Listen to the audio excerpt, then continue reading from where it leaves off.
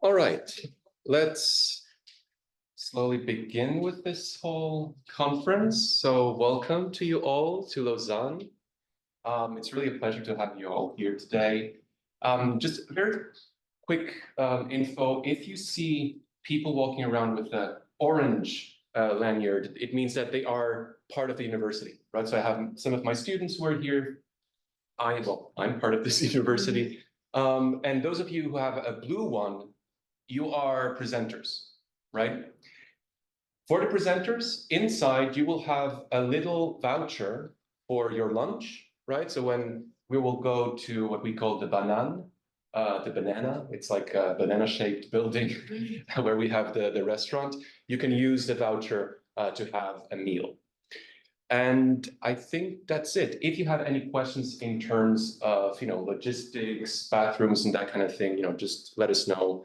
We are here to help you. Okay, good. So to contextualize a little bit this conference, I organized the first edition back in 2019 when I was a PhD student at Queen Mary University of London. And back then, I realized that most of the research done on OCD heavily relied on quantitative methods, right? So the whole purpose is like you give people a questionnaire and then, they fill it out and they do all kinds of statistical tests to see what kind of psychological factors correlate to other factors and so forth. So then I thought, well, why not try to organize a conference where we are going to welcome non-quantitative studies? And also because OCD, well, there wasn't a lot of qualitative studies on OCD. So I thought, well, that might be a good idea. And a lot of this, that need to create such a platform really came from this book by Patricia Friedrich from 2015, The Literary and Linguistic Construction of Obsessive-Compulsive Disorder, where she says that we need to start present OCD as a viable discussion topic for sociologically minded researchers, disability studies advocates, practitioners, literary and cultural analysts, and those somehow affected in their lives by the condition. So the ultimate goal is to provide some interpretation of the possible linguistic, historical, and literary understandings of this disorder without denying the existence of a medical experience that we have codified as OCD. Right, so the idea is really to welcome all different kinds of qualitative approaches and really to provide this platform so that OCD sufferers, they also have a voice in our research, because very often when we use statistical tools, their voice gets erased. So previous editions have been organized by Matt Hiller, who is here present, Eva Suravi-Stepny, who will present something via Zoom this afternoon. And last year, Matteo Sanita Lima tried to organize one in Canada, but we had to cancel it because there were not many people who registered for that conference. And we realized that maybe it might be a good idea to organize this conference biannually, because we are a small community. A lot of us, we don't have permanent positions in academia. And I think, if we organize it every 2 years, it might be a good thing. So if some of you might be interested to organize the next edition, please get in touch. We would certainly be glad about it. Okay, so as I said, the whole thing was, the whole idea behind this platform was to highlight qualitative studies. And I actually have a surprise for you all, because this year I had the privilege to teach a seminar for my master's students called The Language of OCD. So 3 of my students are here today, and they also created posters that are just outside. If you go outside of this room on the left, you will see a whole panels with posters. And while I was planning for that seminar, I had to read a lot. So I compiled a list of qualitative studies about OCD, I compiled a list of fiction books or autobiographies in relation to OCD, also a list of movies, online video clips, songs, anything related to OCD. And you can find this now on our website under resources. So like in total, I found around 400 sources. And I think this is really important because if we want to start to create a field of, let's call it critical OCD studies, we really need to have an overview of the existing literature. And because also I am writing a chapter for a handbook about the qualitative studies, I created this graph. So here you see 109 qualitative studies in OCD that use qualitative tools, and also they show snippets of qualitative data. And as you can see, there is an increase in interest, right? People are realizing, okay, so then, you know, we should maybe look more deeply into OCD from a qualitative perspective. And why has this taken so many years to go up?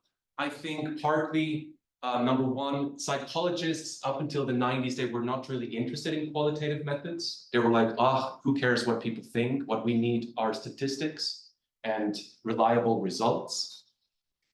And then the other reason I think, especially now starting with the 2010s, OCD is now more visible in the media, right? There are a lot of documentaries, there are a lot of TV shows, and I think all of this really rises the interest to explore OCD from a qualitative perspective. So here you see the statistics also about what kind of publications those 109 studies are. So most of them are peer-reviewed, which is a good thing. But at the same time, like we also have a big proportion of PhD thesis, master thesis, and others like bachelor thesis, monographs, conference proceedings. And I think, you know, we kind of need to engage with those as well, right? Even if they didn't go through a peer review process, there's really a lot of great stuff. Like many master students did auto-ethnographies about their own condition where they explain, you know, the meaning-making processes that they go through when dealing with OCD. Now, for today, the idea of today's conference was really to engage a bit more with the linguistic and language side of OCD.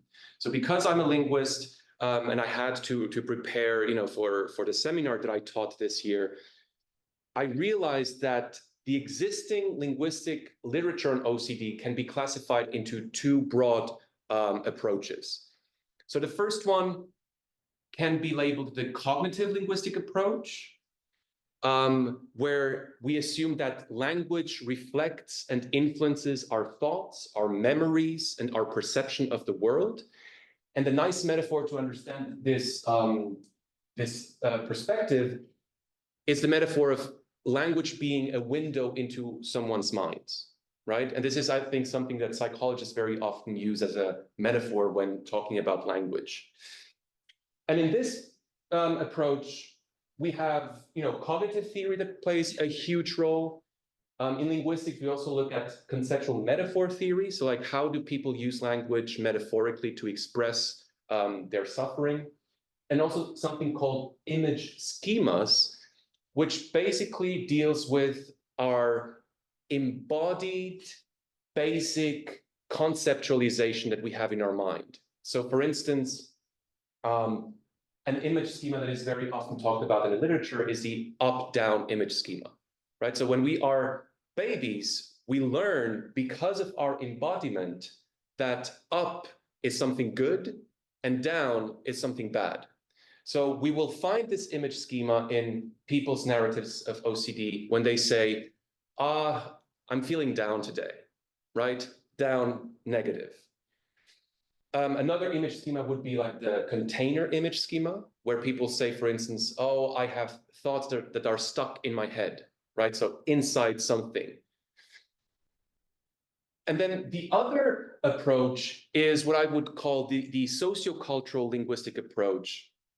And here we assume that language doesn't really reflect cognition, but it's rather a tool, a social tool, to communicate and represent what goes on in our minds and in the world.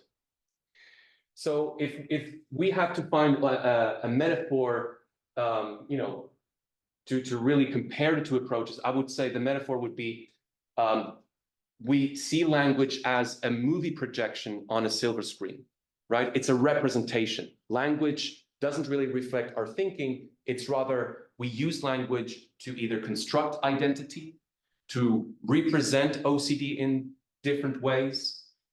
And the approaches that we use in this tradition are very often discourse analytical approaches that not only look at language, but also images, videos, music.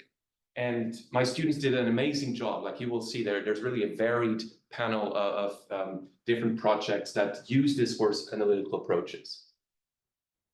There you go. So that's to contextualize the whole thing. So for today, as you know, we have a very long day with different breaks in between.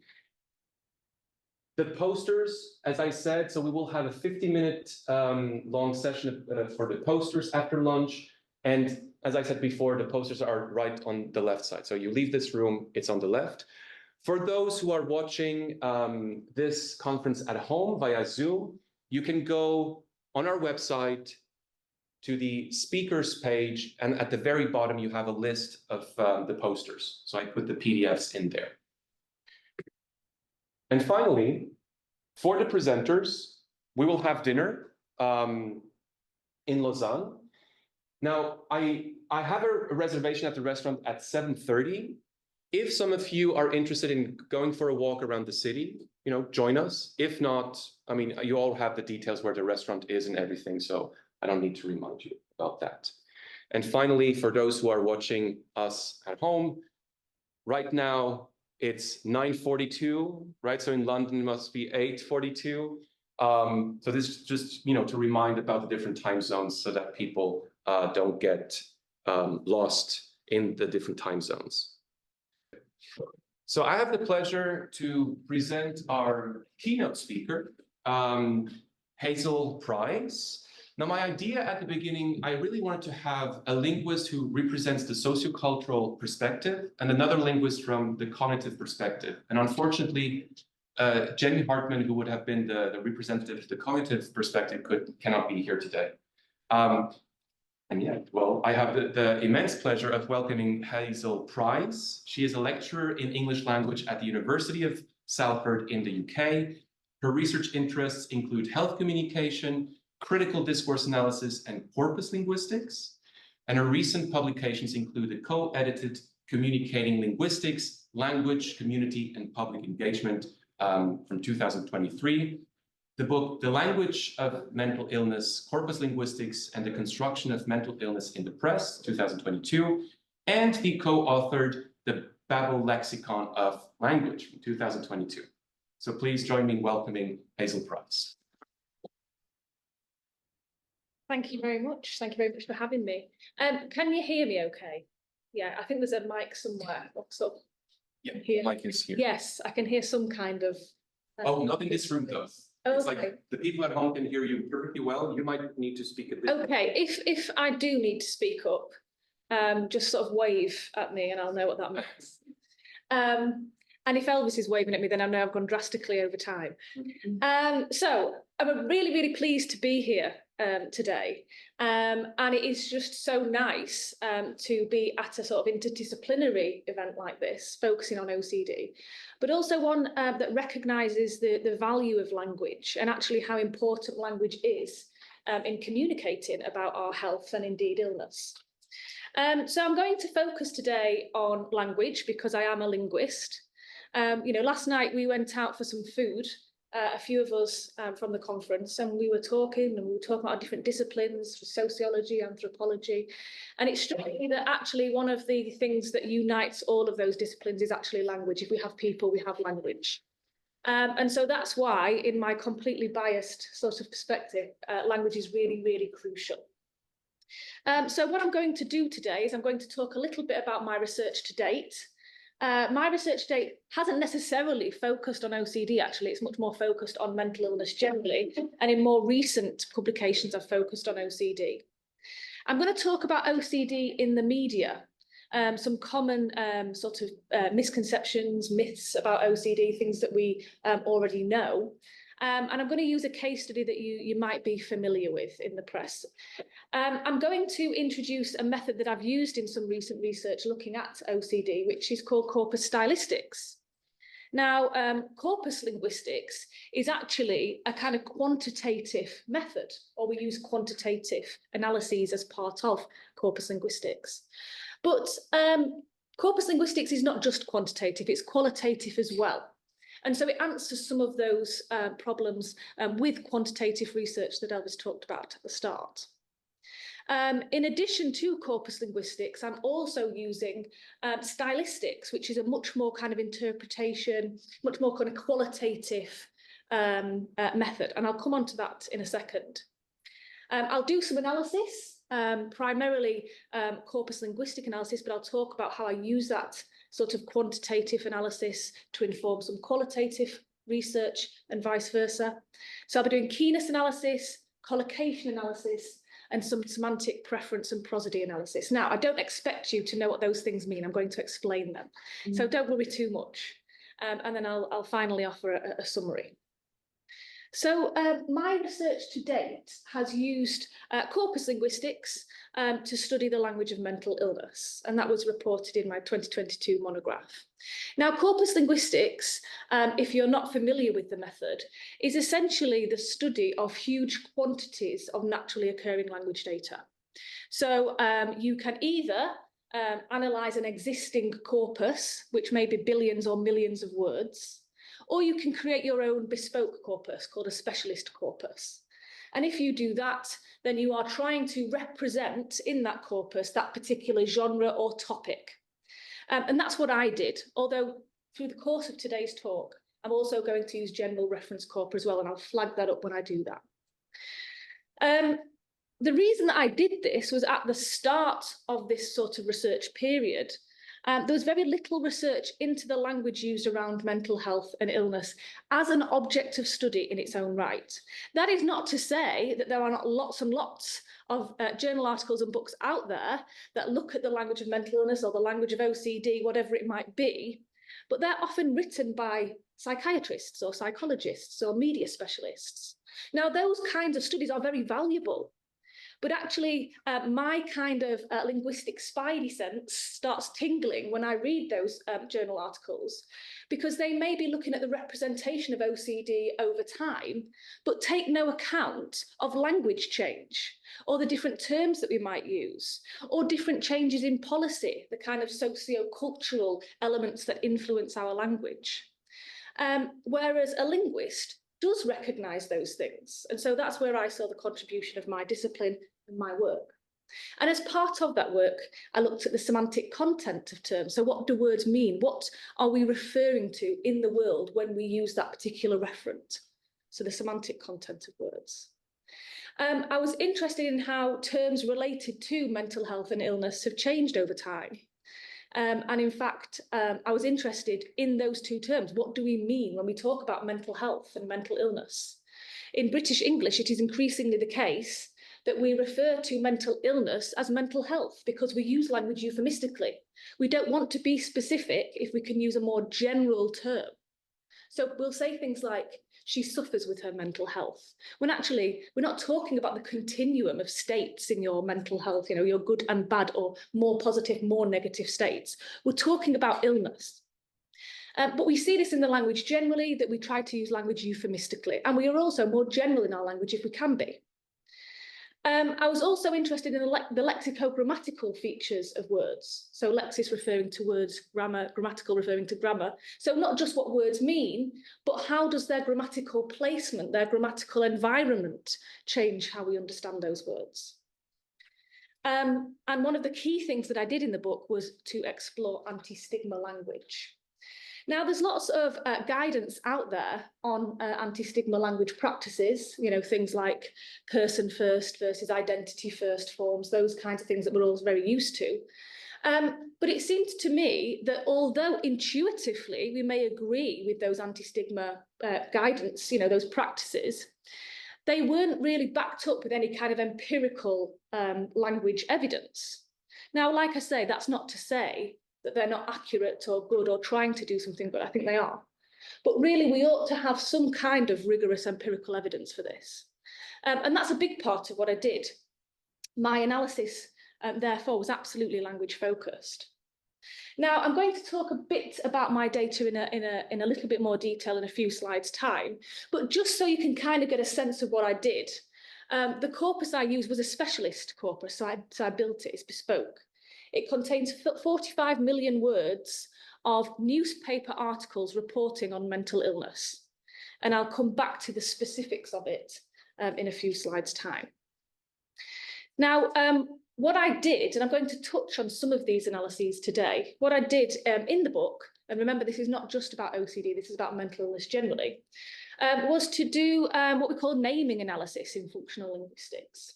Now, naming analysis is pretty much what it says on the tin. How do texts, authors, name people, places, events? And the reason why that's very interesting is because in the decision to name something or somebody in a particular way, we can encode our viewpoint. And it's particularly interesting, I think, in the press, because people become characters in a story because the press is trying to have a particular narrative. Now, this is one of the really kind of interesting, but perhaps ideologically problematic features of language, in that it is both referential, we use our words to point to things in the world, but it also has a narrative function. So I could say that table there, or I could say that rickety old table, yeah? So my decision there to encode my viewpoint. Naming analysis is really useful if you're interested in ideology because it relies on cultural stereotypes. It tells us something about, and particularly in the press, because journalists don't write to not to be understood, particularly in the press, it tells us about how we kind of understand things in the world. It tells us about these cultural stereotypes. And because we are relying on stereotypes, nuance is lost. And here is just a sort of silly example, really, but the kind of thing that I'm talking about here, we have a headline. Bipolar mum who strangled baby son to death at a hospital unit will not be jailed.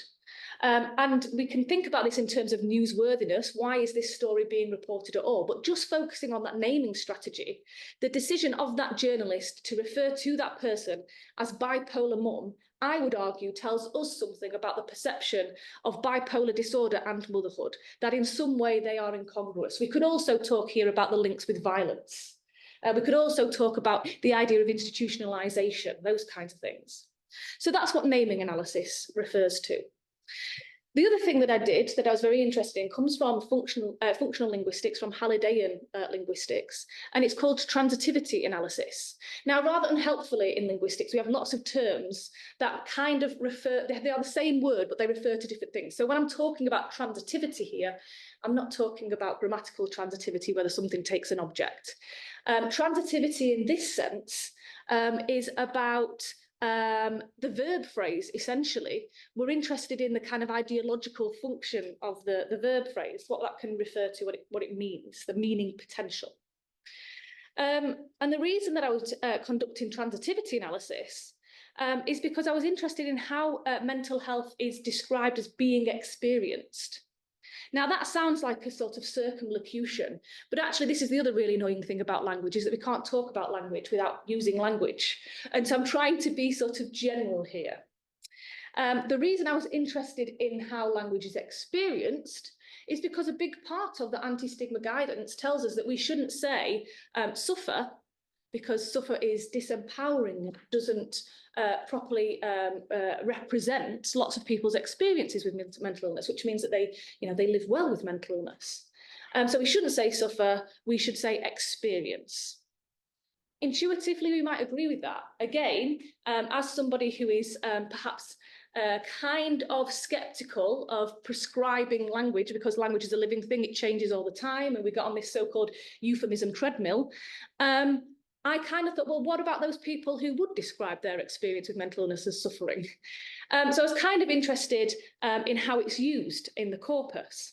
So I just looked at those two terms, suffer versus experience. And I looked at how frequent they were in the corpus. Now, immediately I saw suffer was more frequent. No surprise there. We perhaps know from previous literature that the representation of mental illness in the press is not usually positive, particularly historically. So then I thought, well, okay, how do I access whether people are using suffer to refer to their own experiences? And so what I did was I searched for the frame, I suffer, and I found that I suffer does occur. So if we see I suffer, how can that be used in a kind of stigmatizing way or a problematic way if that's how people are using it? But actually, when I went to the more qualitative side and I looked at those examples in context, what we see are examples like this. He told me I was suffering from depression. My GP said I was suffering from an acute stress reaction. He said I was suffering from acute anxiety. And you will notice, just like I did, that what we're seeing here is I suffer, but it's in quotative speech. It's in reported speech. This is not the representation of an individual's experiences of mental illness. So then what I wanted to do was have a look to see what the proportion of I experience was to I suffer. And when I went and had a look, actually what we see is that I experience is proportionally 4.5 times more frequent in the corpus than I suffer. And I think this is a kind of really neat finding that shows you the value of looking at language in that kind of minute detail, getting a better sense now of these kind of anti-stigma guidelines. So, as I've said, it's increasingly the case that we are seeing charities and anti-stigma organisations prescribe positive language, what we should be saying. There are sections on the Samaritan's website, on the Mind website. There was also Time to Change and Rethink Mental Illness, which unfortunately now is kind of archived pages.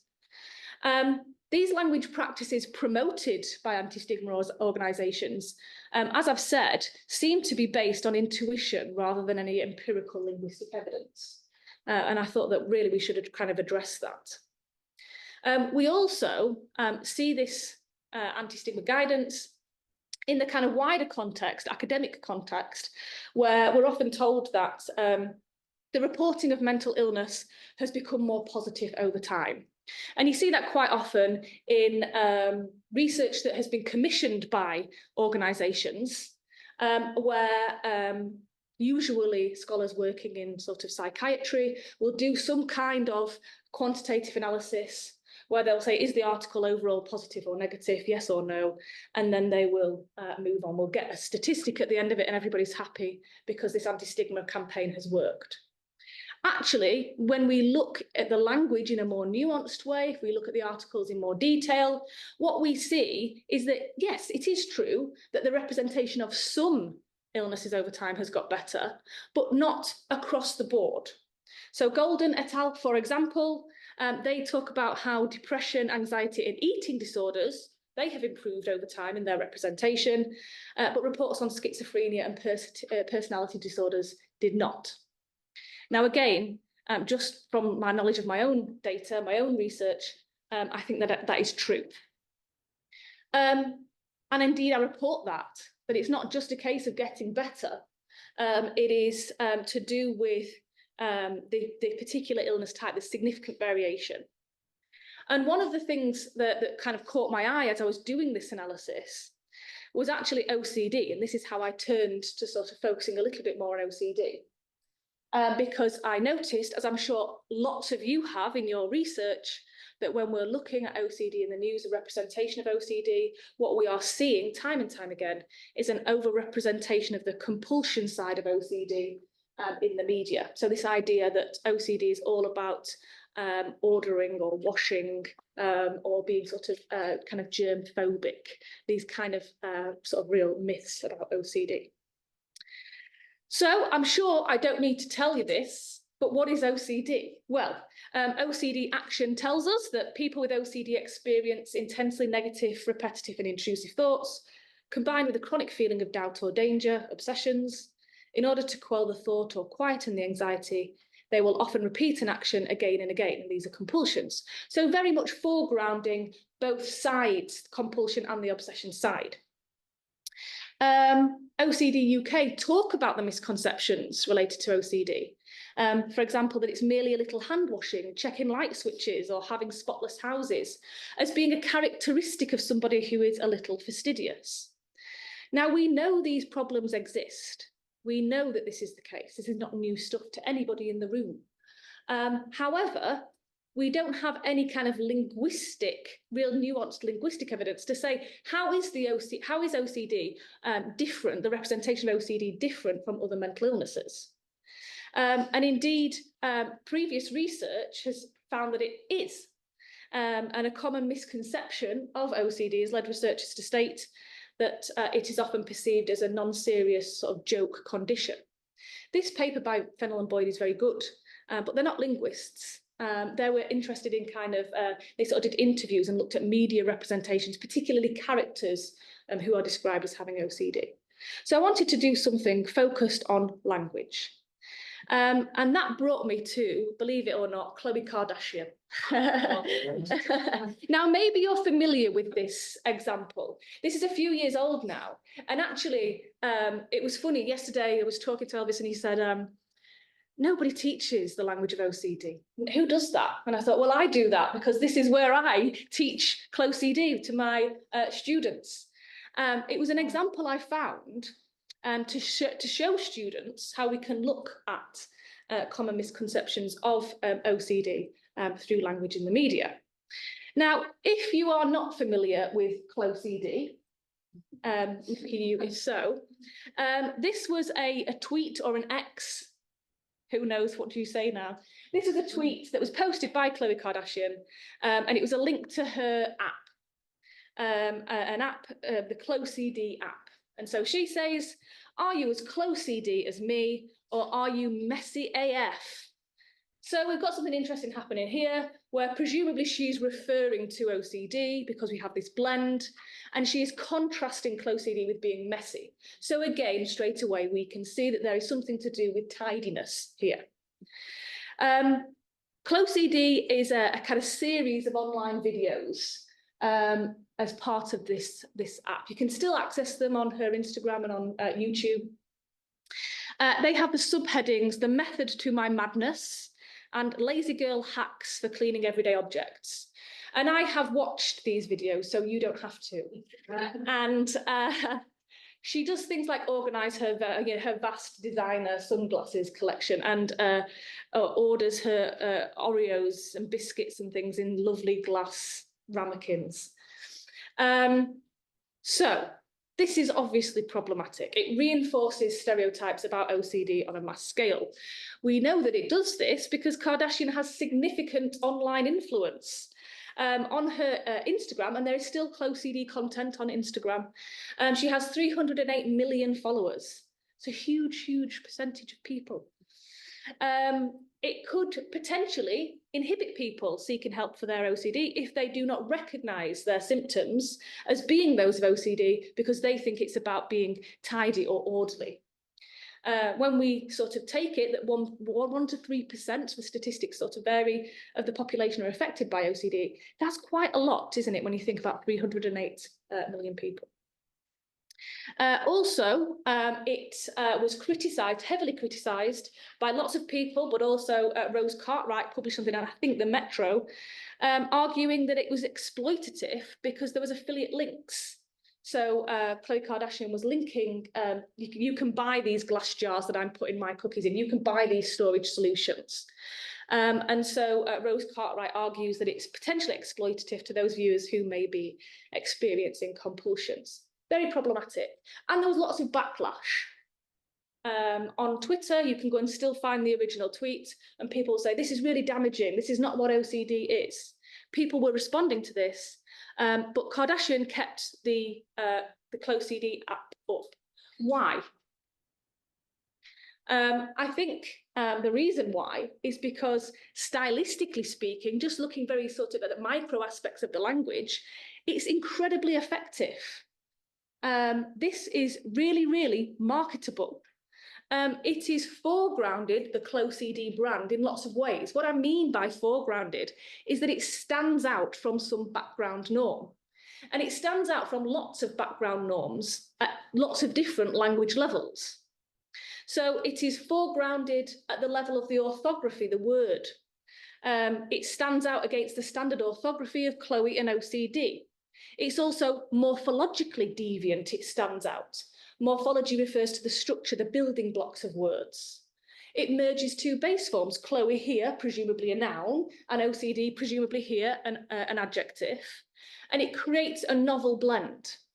Now, we know that blends, the most effective blends, are transparent in meaning.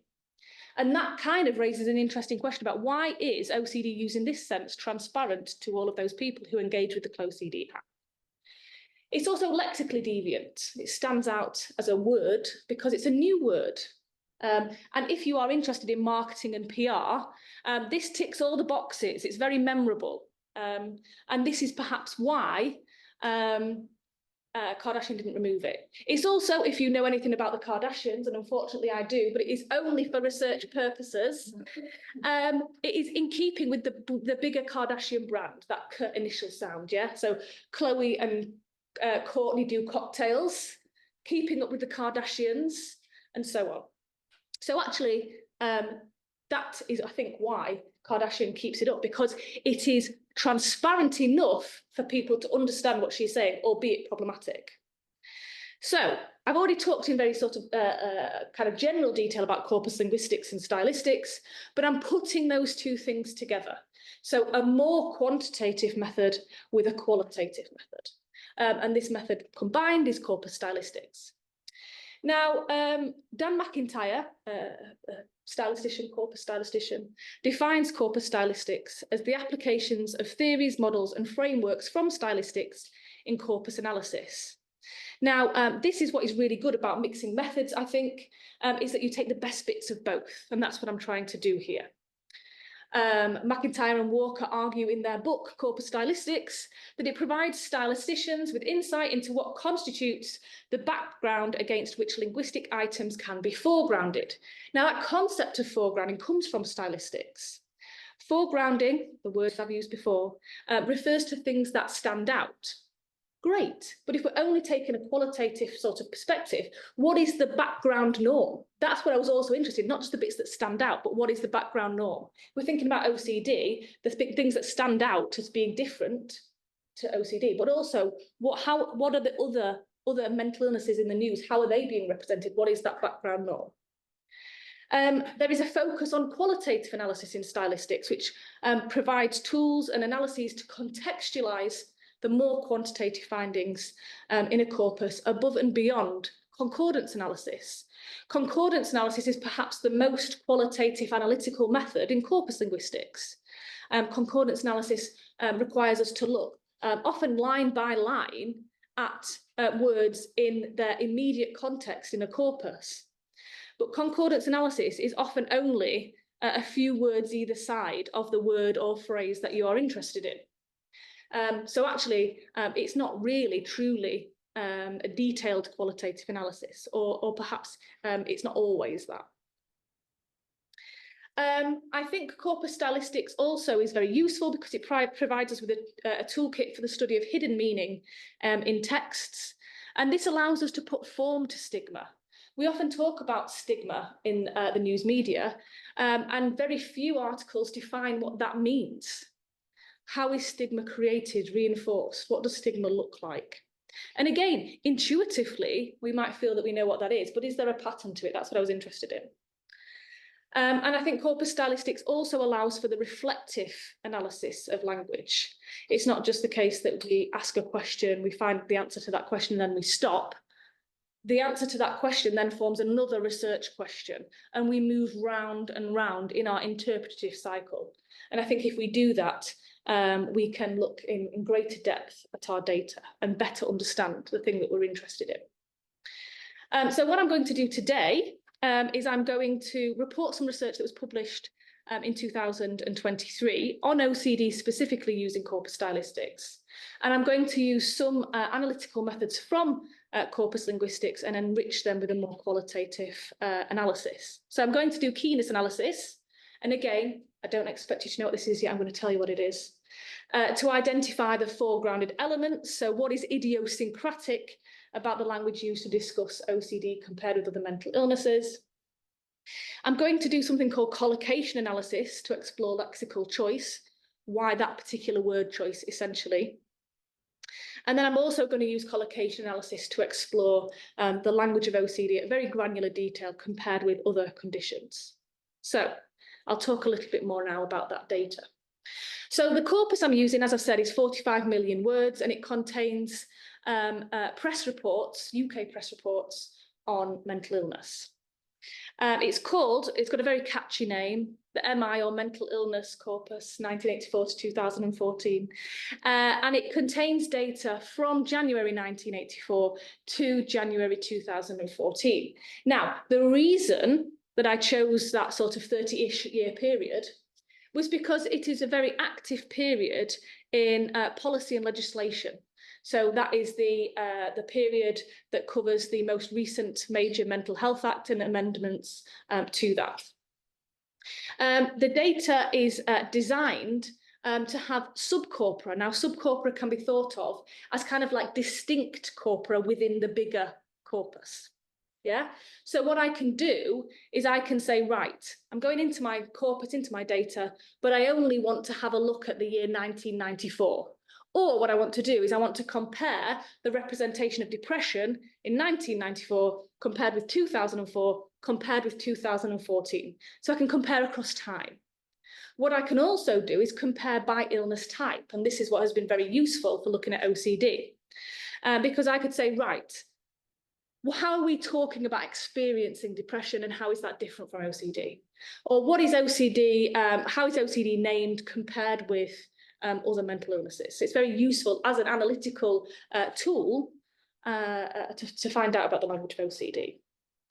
As a kind of methodological point, because I think it's really good to be transparent about your data, the corpus was collected using LexisNexis, which is an online repository of historical newspaper articles, and the search terms were informed by a pilot study.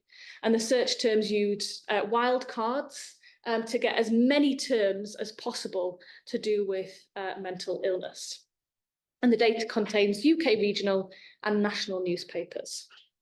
So going on to that first research question then, exploring foregrounding using keenness analysis. So keenness analysis is a very good way into a corpus. Keenness analysis is described by Mike Scott in very technical terms. He says that keenness analysis is really good for getting a sense of the aboutness of a corpus, very, very technical, the aboutness of a corpus. It tells us about those words, phrases that are over or underused when compared with another corpus. So it tells us what elements of a text are foregrounded against some background norm. This is often based on frequency. So just to give you a kind of idea of what I'm doing when I do keenness analysis, I am looking just at the OCD bit of my corpus and comparing the language there with all other articles on other mental illnesses. And I'm looking at what stands out. And my research question, what words or phrases are key in the OCD corpus, which is my target corpus, compared with my reference corpus, which contains all the other illness subcorpora. What we see straight away, perhaps not surprising, in the keywords is that the compulsion side of OCD is overrepresented, specifically compulsions related to washing and cleaning. So our number 4, number 5 keywords, germ and contamination, hand washing, tidiness, cleanliness, cleaning, washing, dirt, wash. So absolutely we're seeing a key theme, a key topic of discussion is cleaning and washing. The more sort of sceptical of you are probably thinking, well, what's at number 1, 2, and 3? What's between number 5 and 10? And I'll tell you, it's often to do with charity names, OCD Action, or particular people who work at those charities, spokespeople, that kind of thing.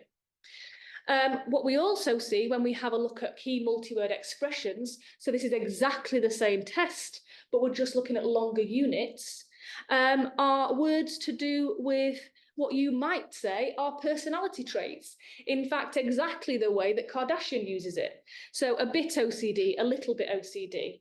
a tidy person, a quirky person, methodical person, somebody with a touch of obsessive-compulsive disorder, which is just so strange. Can you imagine saying somebody has a touch of anorexia or a touch of, yeah, it's just so bizarre. A demanding perfectionist.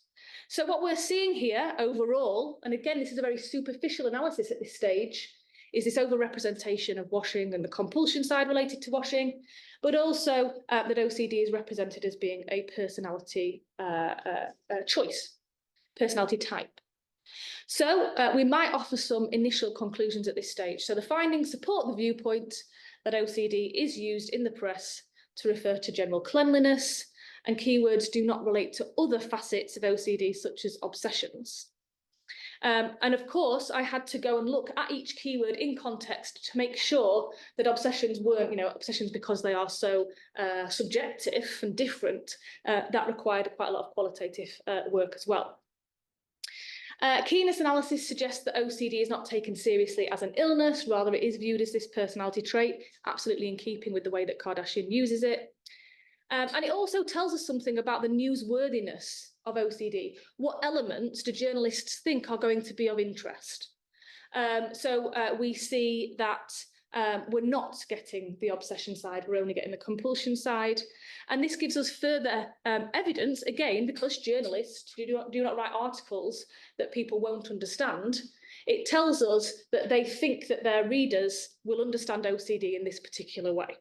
Just like Khloe Kardashian thinks her app users will think that OCD is to do with being tidy. So I'm then moving on to my next analytical method. This is collocation. Now, collocation is a really interesting tool in corpus linguistics, a really interesting analysis, because we often think of meaning as belonging to the word, don't we? But actually, collocation shows us that the words that stick to those words, either side of the words, we usually look at a window of 4 words either side, those words that stick together actually imbue that word with meaning. And often meaning is not just contained in a word, but over longer sort of stretches of text. One of the really useful things that we can do with collocation as well is we can look in the language and say, what is a synonym, a true synonym? So we may all agree that strong and powerful are synonyms in the language, but you wouldn't describe tea as being powerful. You might say a strong tea. A powerful tea would be strange. So that tells us that there is something about the context, the use, that can tell us something about the word. We can use collocation for humorous purposes as well. This is an example my colleague once said. She was talking of her son, and she said, if he carries on like this, then there's a real risk he might pass his exams. Mm. And what we see, and I'm talking about that meaning, our expectations, is that if we just had that first bit, if he carries on like this, then there's a real risk. We expect something negative. So something positive breaks our expectations, and it creates a humorous effect.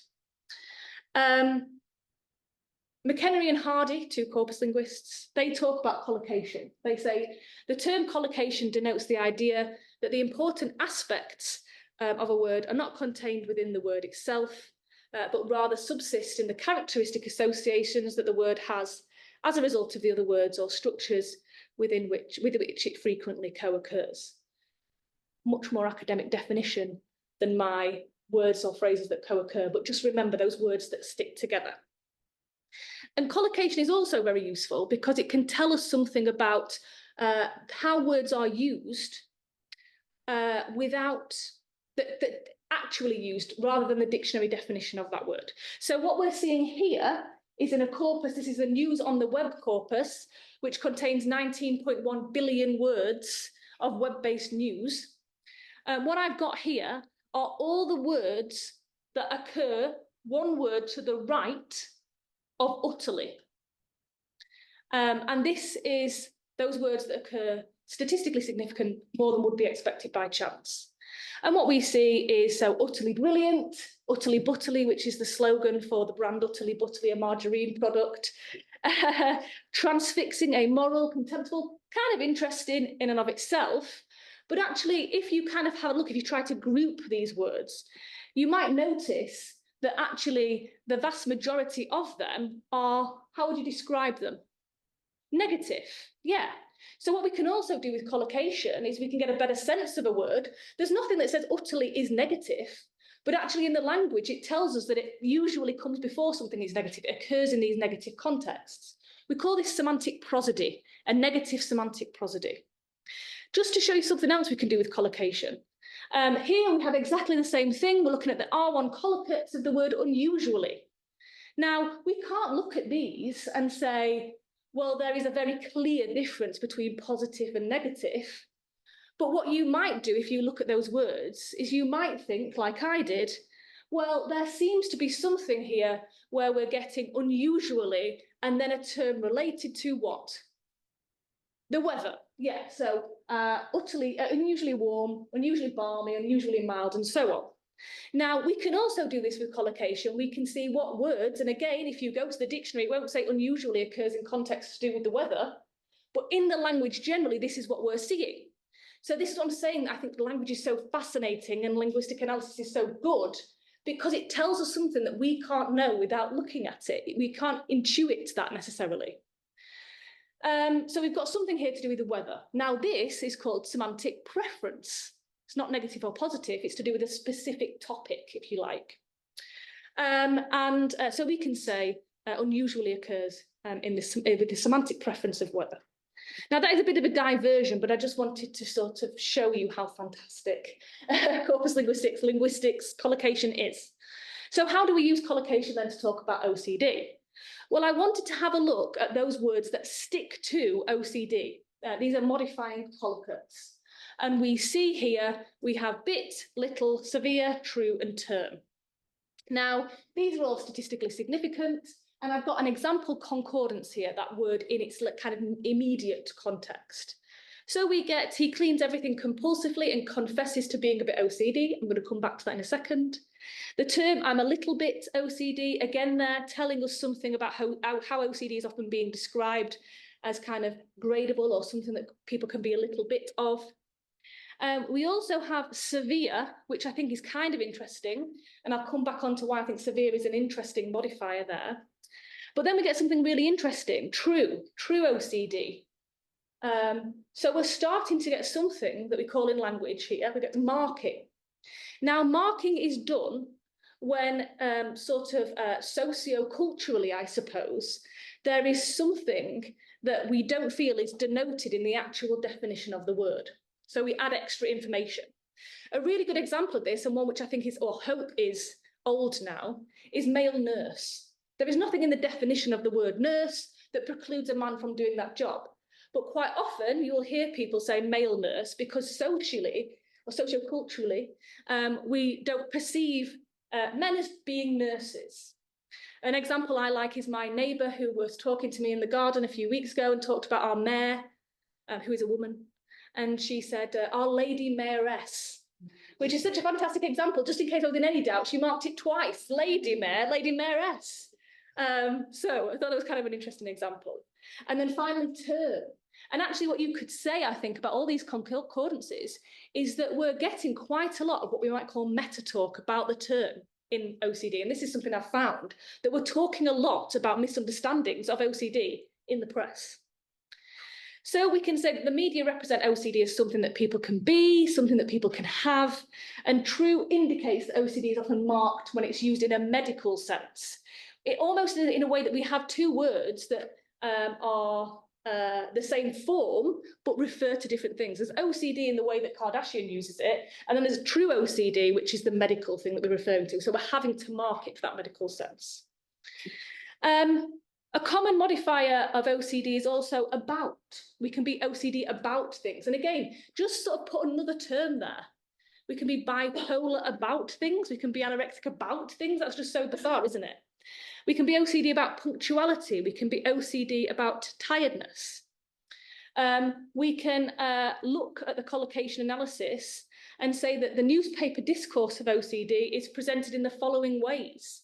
It's gradable. We can be a little bit, a little, or totally OCD.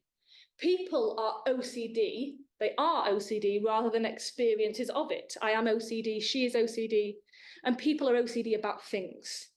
So OCD about punctuality, about tidiness.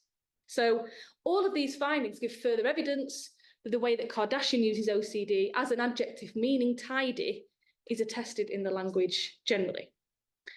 And I realise that I'm at my time, but I'm going to carry on if that's okay. I've only got a couple of slides left.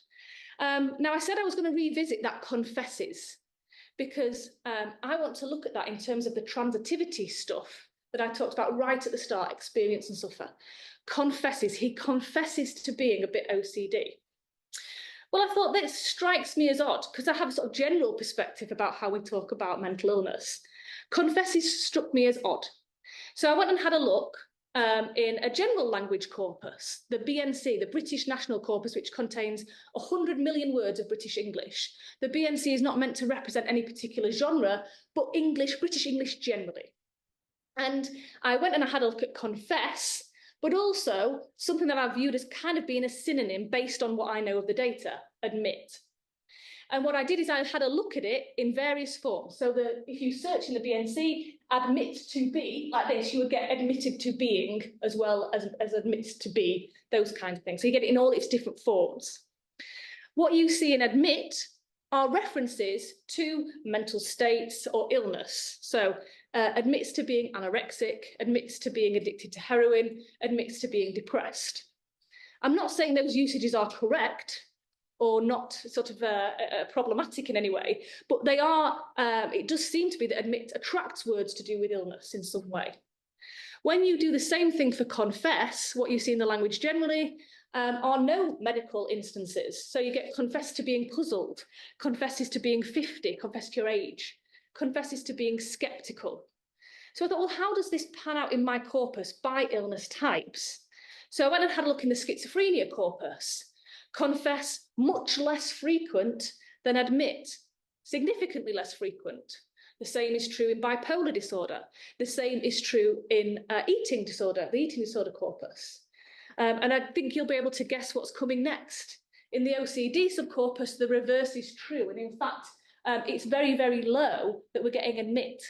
So people are talking about OCD. We know this in a kind of non-medical jokey sense, but this is a really nice linguistic finding showing how that is enacted in language. And finally, what I wanted to do was use collocates again to have a look at how OCD, the comparison of OCD with other illnesses. Because if the representation of OCD is consistent with press reports on mental illness generally, we might expect some shared collocates. You know, if we're talking about illnesses, you might expect that they occur in kind of similar contexts. So I had a look at that phrase, a little bit X. And what I did is I looked at that phrase in my illness subcorpora that could be used in this kind of more adjectival sense, like OCD can be used. So a little bit anorexic, no reference to a little or a bit. We do get gradability, but in those words, severely and clinically. In bipolar, we get mildly, but not a little bit. In bulimic, we don't get a little bit. In fact, we get very little gradability.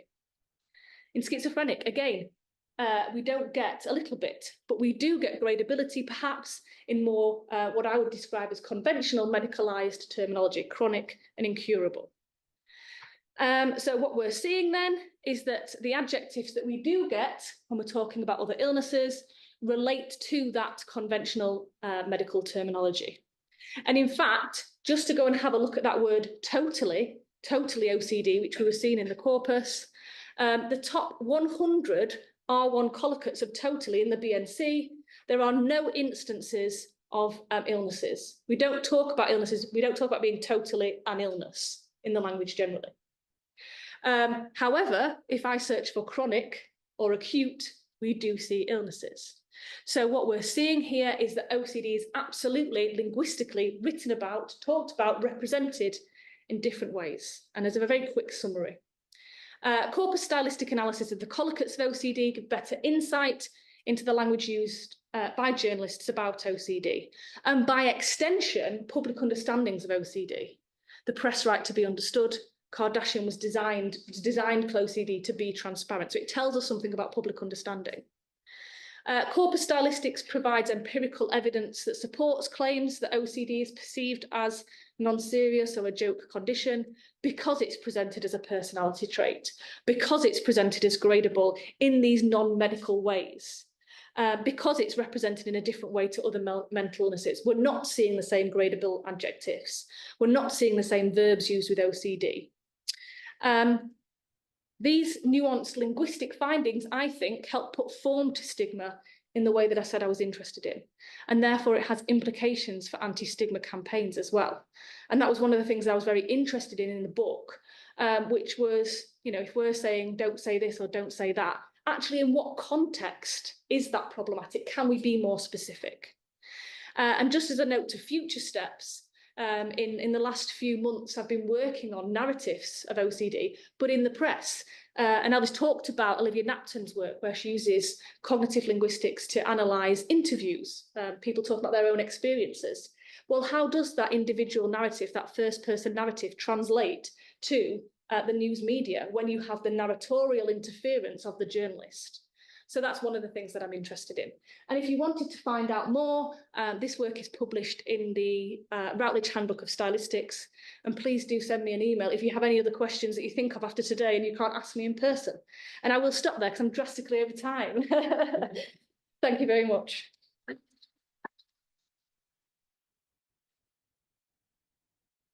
Do I have time for questions? I don't mind giving up a break. Anyone? First, I love the presentation. I was interested, you know, you talked about some skepticism about prescribing language. Yes. And you talked some about some ways that sort of research might inform anti-stigma approaches. Kind of if you're thinking about advocacy around OCD, where does prescribing language fit in or not fit in? You know, being skeptical about people saying I'm so OCD or not. Kind of what is the relative value do you feel kind of trying? I think that I think language and representation is really important. I mean, I don't need to tell anybody here that if you are really, and I will use the word suffering, if you are suffering because you're experiencing OCD, and then somebody talks about, I'm a little bit OCD because, I can't, I have to have my desk at work really tidy. That feels like you are being, you know, it absolutely is a negative experience, isn't it? Because it just says that people don't understand this. I think that in terms of stigma, one of the things that I think is really important for OCD is not just necessarily the language we use, but what I'm going to term, and I'm sure this term is problematic, but accurate reporting. And by accurate reporting, I mean the full spectrum of ways that OCD is described in terms of the obsession side as well. Which actually, I think, you know, if we're talking about, you know, the idea of pure O and that kind of thing, is actually what people are more often, who people experience OCD are more interested in or more, you know, talk about more. I think one of the things that I've been looking at more recently in terms of the narrative stuff is that what you will see is somebody will give this really lengthy description of how they experience OCD. And it might be something like, I just could not stop this feeling that I was going to get out of bed in the night and drown my children in the pond at the end of the garden. That's a real example from some data I was looking at. And the journalist chooses that as the headline. That is the bit that gets reported. Not, I fight every day to not do that.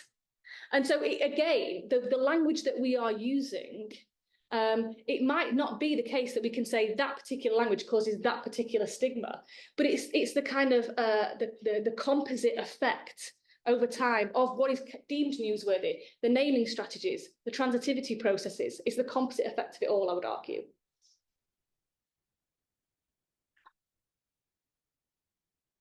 Any other questions? You just all had too much of me speaking, I think. Well, I actually do have like, well, it's more a remark. Like I find it fascinating that you found that the verb to confess collocates so strongly with OCD and also like with notions of being puzzled, skeptical, right? All these different notions that deal with doubt.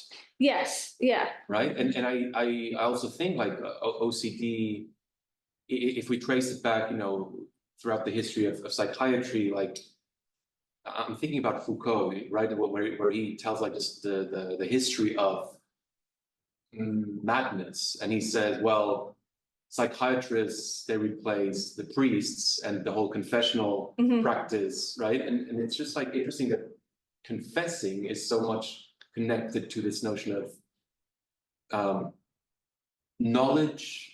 Yeah, and I mean, the way that I interpret confess is that it's much more whimsical. The things that you confess to, I confess to being 50. You know, it's a bit sort of, it's almost like a kind of humorous effect. I confess that, you know, I'm not sure about that, or I confess I don't really understand what he's talking about when he's talking about that really clever thing. So confess to me just has a completely different kind of meaning, even though we could say that it is similar to admit in terms of its, in terms of like synonyms, I suppose. I mean, I don't like admit either. I think we admit to bad things. If you looked at the semantic prosody of what we admit to, well, it's crime, you know, vice, murder, all of those kinds of things.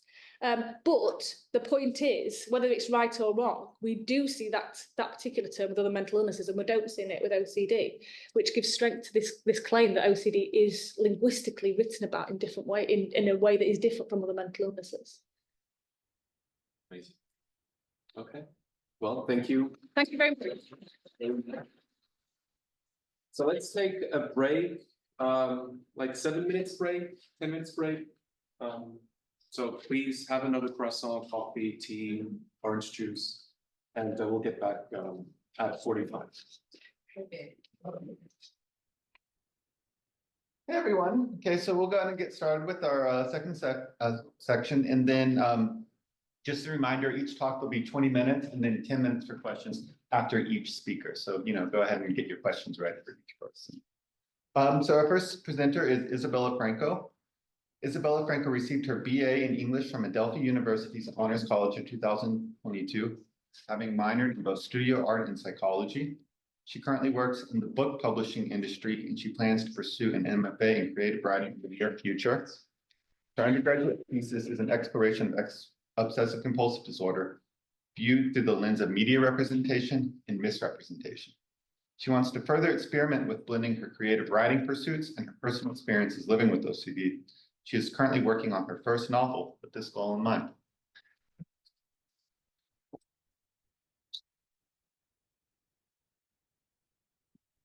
All right. Thank you, everyone, for being here. I'm very excited to talk to you all today. So my thesis, this was for my undergraduate thesis. I had to complete this before I graduated, and I chose to focus it on OCD, even though I was an English major, just because of the impact it had on my life. And at the time, it was a major part of my everyday life, and I was struggling immensely at the time. And I figured this was an outlet that I could utilize and also just learn more myself about the representation of media and explore that a little more on my end. And I chose to title this Neat Freak just because, as Hazel was saying, you know, the common misconceptions that OCD is just correlated with perfectionism or with orderliness or anything like that. It could have also been like control freak, because that's another term that could easily be influenced by this. But I chose Neat Freak because of these kind of misconceptions, and I'll be focusing on the media representation and misrepresentation of OCD. So getting started, my initial research question was, how does the media portrayal of mental disorders, and in this case, OCD specifically, impact stigma surrounding mental health? So this is a brief overview, and I know I probably don't have to explain this to most of the people here, but in case anyone is watching that does need a little refresher, OCD is comprised of two aspects, generally speaking: obsessions and compulsions. And the obsessions are persistent, unwanted, intrusive thoughts, urges, or images that cause significant distress to the individual. And the compulsion side of things, they're repetitive behaviors or mental actions performed to combat these obsessions. And a primary misconception is that, at least what I've found in media portrayals, is that the compulsions are not always physical. They're not always noticeable to outside people. Many compulsions can be mental. So hand washing could have been a compulsion, but there's also praying or checking, mental review, counting, things like this that are not always noticeable to other people. And these compulsions are attempts to suppress intrusive thoughts. So to give you an example of what this kind of looks like in my real life. On my way here to the conference, I came from New York, and while my family and I were traveling, we were in the airport and had dinner, and I chose to get a hamburger, and I got it with bacon. And while I was eating, I had the thought of, what if this bacon isn't cooked well enough and I get sick on the plane? And we're about to get on an 8-hour flight, and I'm thinking, if I just hadn't gotten bacon on this burger, I wouldn't get sick. I wouldn't be having these thoughts right now. And to the point where I was convincing myself, I'm absolutely going to get sick now. There's no doubt about it. And that would be on the obsession side of things, whereas with the compulsions, I knew not to ask for reassurance from my mom or from my family asking, is this bacon cooked well enough? Is this something that is going to make me sick? Because in reality, no one could tell me for sure if it's cooked well enough. But in my mind, I started to give into these compulsions, and I started to pray and say, hey, please don't let me get sick. Please don't let me get food poisoning. Please let this bacon be cooked so that I don't get sick on the plane, so I don't miss this conference. And I knew in the moment that I was kind of leaning into this OCD, but at the same time, it's not always a perfect system. No matter how much treatment you have, sometimes there are moments of weakness where you feel like I need to give into this because it just feels so real. So this is just a little example of what happened. And the bacon was not undercooked as I'm here today, and it was fine. I also want to note that the severity of OCD really depends on the individual. It's not something that is a blanket term that the severity is the same for each individual. It really is a case-by-case thing. And I think that's something that's very commonly misunderstood. So to continue, someone with OCD may believe that they have this inflated sense of responsibility. I felt responsible for I chose to have the bacon on my burger, and I was blaming myself, saying, if I didn't have this, I would be fine, I'd be okay. Why did I choose to have this? Why didn't I pick to eat something else? A lot of guilt is associated with OCD. And some people with OCD may experience perfectionism. They might have an intolerance of uncertainty or a need to control their thoughts and actions. And I think the perfectionism, while that can play into OCD, that is also what is commonly misunderstood, is that perfectionism does not equate to OCD, but people with OCD may feel they have these perfectionist tendencies sometimes. So in terms of my research, I actually skipped over some themes of OCD that are not always represented in the media, I would say. So someone with OCD could have themes that are centered around violence or contamination, and not just the sense of being a germphobe or being afraid of getting sick, even though those are sometimes more represented. But there could also be concerns about morality. Am I a good person? Am I doing something to offend someone? Religion, of worrying about offending a deity or a god. And then sexuality. So some people are concerned, they don't 100% know, where do I fall? Who am I attracted to? What is my gender identity? And they can't pinpoint it. And it can be a cause of concern. And this is not limiting. Of course, there can be many other things that people feel that their OCD is centered around. So in terms of my research, so I referred to 3 general topics, areas of study. I referred to some scholarly articles to get the factual information about OCD, but I also largely refer to media representations like TV and movies and literature, because these are very widely consumed, and this is how many people who aren't already familiar with OCD are gaining their education about OCD, which is, can be problematic. And then I also referred to some more personal sources. So I read some blogs, I listened to some podcasts, things that incorporated perspectives of people who are living with OCD to share some light, from their experiences, and kind of infuse bits of all 3 of these. The first 2 kind of combine into the third one. So why is this research relevant? I'm sure everyone here is aware of why this research is relevant, but there is limited knowledge of OCD, which has just become apparent based on the media representations and misrepresentations. Increased TV time is shown to have a poor knowledge of OCD, the correlation there, which leads us to believe that the representations that were shown on TV are not accurate, or they're not where they need to be. We also researching this area just because we want to break stigma, and it's more than just these fictional accounts or televised accounts of what OCD could be. Hazel also touched on this, but there are news articles that will correlate OCD or mental illness with violence or with crime, and that continual linking is very damaging to the stigma because it just reinforces to people who aren't aware about OCD or other mental health disorders that it makes them believe there is this link between violence or crime, and that's not the case. But choosing to highlight those things is very damaging, and that's how people are gaining their education as well. And then also just to gain broader representation, because if we have a wider representation of symptomology, it's more likely that people who maybe feel that they might have OCD or something that they're not diagnosed yet, they might recognize symptoms if they see a wider expanse provided, in TV shows, other than the stereotypes of hand washing or orderliness or organization, things like that. And obviously the example I provided about the hamburger is definitely not something you would think that you would see on TV and think, oh, that's OCD. But this is just how I feel like I would have also found out sooner had I seen more representation, I would have recognized that in myself. And I've only been in treatment for OCD for about 2 years, but I've been anxious, I've had anxiety for as long as I can remember. And who knows how much sooner I would have been able to find the correct outlet for this had I recognized it more. So to get more into some of the media representations that I studied.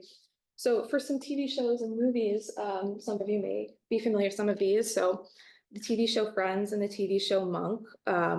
Friends is kind of an exception here because the other 3 sources here, Monk, As Good as It Gets, and The Aviator, all have protagonists that actually they are said to have OCD, whereas in Friends, if you're familiar with the show, character Monica Geller, she has a tendency she loves to clean, she loves organization, and they constantly kind of pick on this quirk of hers, and a lot of the other characters will find her exasperating and they'll roll their eyes and say, oh, Monica, you're being ridiculous. And while it's not explicitly stated that she has OCD, many viewers have come to this conclusion. And, if you look up Monica Geller Friends OCD, there's plenty of articles that come up that kind of dive into this more. And it's not necessarily that she has OCD, but it's that she exhibits these symptoms that many people already associate with OCD because of their preconceived notions or other media representations that they've seen online. So while they pick at Monica for the little quirks that she has, her OCD, on Monk, the TV show, Adrian Monk, he does have OCD, and both shows are comedies, but Monk, I feel like handles it a little bit differently because they go more into depth with his obsessions and compulsions, and they show how it interferes with his everyday life. They show how it gets in the way of his job, his career, but he's still able to go about his life. But they are more transparent about his living with OCD. And I thought it was interesting to compare the two because Friends is very obviously picking on Monica because of these OCD qualities that she has, whereas Monk, it's more of this is just his life, this is what it looks like. And although they're both comedies, it feels like there's more of a negative connotation with Friends and framing it in a more negative light or in a more joking manner. And then with As Good as It Gets and The Aviator, both of these are films, and As Good as It Gets is a romantic comedy, and Jack Nicholson, his character, has OCD, and he goes through the movie and they show you plenty of different obsessions and compulsions that he performs, things that he fixates on. He will walk down the street and he avoids cracks in the sidewalk. He has to open a new bar of soap every time he washes his hands. And he has a number of different rituals that he performs. And I thought that it was good to see this representation of not just the hand washing, but he has other things that he does that, maybe more people could identify with. But at the end of the movie, and this is somewhat of a spoiler, he ends up with his love interest, but at the end of the movie, he very obviously forgets to step over a crack in the sidewalk. And they kind of make this seem as if it's very easy for someone with OCD to just stop performing their compulsions, which is clearly not the case, because if people could just stop, people wouldn't have OCD. People would be able to just say one day, I'm done with this, I'm not going to do it anymore. So I didn't think that was necessarily the right message to send in finishing off the movie, whereas he went through this whole journey of having these obsessions and compulsions just to make it seem like, well, once he found someone and he was happy with them, he could just give up this life of having OCD. Whereas The Aviator with Leonardo DiCaprio, this movie I thought was very interesting because to me, had the most accurate depiction of OCD of these different sources, just because it's based on the real life of Howard Hughes, who was a pilot and he was a film producer. And at the time he was alive, he was one of the wealthiest men in his lifetime. And so he was arguably very successful and he lived with OCD, but it wasn't very well understood at the time. He lived in early 1900s. And Leonardo DiCaprio's depiction, it shows throughout the movie, his OCD progressively gets worse and becomes more debilitating. And I think showing this debilitating side of OCD is very important because of representations like in Friends, even though it's not necessarily OCD, people think it is, and they think it's something to joke about. Whereas in The Aviator, by the end of the movie, Leonardo DiCaprio is isolating himself. He is paranoid. He is tapping people's phones because he is just having these intrusive thoughts and these obsessions that are overtaking his life and making it difficult for him to have any social interactions. And he shuts himself away for 3 months and won't see anyone. And at the end of the movie, he kind of delves into this madness here. He feels like he can't escape this cycle of thinking, and he just kind of loses himself to his OCD. And although it's definitely, it's not something, it's not lighthearted, it's very serious. I think this kind of representation is important as well, because this was about the real life of someone who had OCD and is based on their experiences. And I think to show this side is to remind people that OCD is not just something to poke fun at. It's not quirks. It's not something that can be disregarded very easily. So based on this research, some of my findings were the reception of certain themes was better received than others. So, themes about violence, about harming someone else, those face more stigma than things like hand washing or people who had contamination or health-related OCD that kept more to themselves. In terms of stigma, things are getting better, but mental health issues are still highly stigmatized, as we know, and we still see in the media, in news articles, in all different sources online, we're able to have more open conversations about mental health, which is great, but we still have more work to do in terms of decreasing stigma. And then representation, inclusivity, and representation, of course, matter, but we have to treat them very carefully, and we need to be very intentional about the language that we use and the ways that we represent different mental health disorders in the media, just so that we are providing the most accurate representations that we can. We can't just carelessly throw things out there and label them as OCD or as schizophrenia or bipolar disorder if we aren't fully informed on what those things are. And then as part of my thesis, which I'm not going to obviously read this, but I had to include a short story portion of my project because I was an English major. And so I chose to write a story about two friends, and both, one of them has OCD and the other did not. And I have them experience a car accident. And then I show how they both move forward from this event and how OCD impacts the perceived severity of the situation for the individual who has OCD, and then show from her friend's perspective how she's able to move on from it, whereas the OCD kind of latches onto this and makes it difficult for Cassie, the protagonist, to move on. And I handled it, it's my responsibility, because as someone with OCD, I felt very responsible for many different things because of my OCD, and felt the need to make sure people are safe, or to make sure that things are done correctly, that things are checked, that, I could go on and on about the things I've felt responsible for, that OCD has made me feel responsible for. Choosing to have bacon on my burger, that felt like my responsibility, that if I got sick, it was because I chose to have the bacon. So there's a quote by John Green it's from his book Turtles All the Way Down. That's part of what makes it so frightening to her, his protagonist who has OCD, is that when she's in it, it doesn't feel like a thought spiral. It just feels like thought. It just feels like the way of the world. It just feels like she's not wrong when she's afraid of the infection or the other things that she fears. And I thought this was totally, totally accurate. And I know John Green is someone who, he lives with OCD as well. And this just perfectly describes what it feels like to be in this thought spiral, and to feel like it's not irrational to be worried about some of the things that OCD makes you worry about. And worrying about the bacon, I felt like that's perfectly acceptable. Of course, I'm going to be concerned about getting food poisoning or missing my conference or getting ill on the flight. All of these things felt like, of course I should worry about them. Of course I should try to do anything in my power to make that not happen. But in reality, taking a step back, did I need to get to that level of worry? No, but it was just, that's where the OCD took it. So moving forward, I would like to continue research into mental health stigma and look into other mental health disorders and how they're represented in the media, just because, of course, my research focuses on OCD, but I think it would be really interesting to see. I know that there are plenty of other mental health disorders that are not properly represented.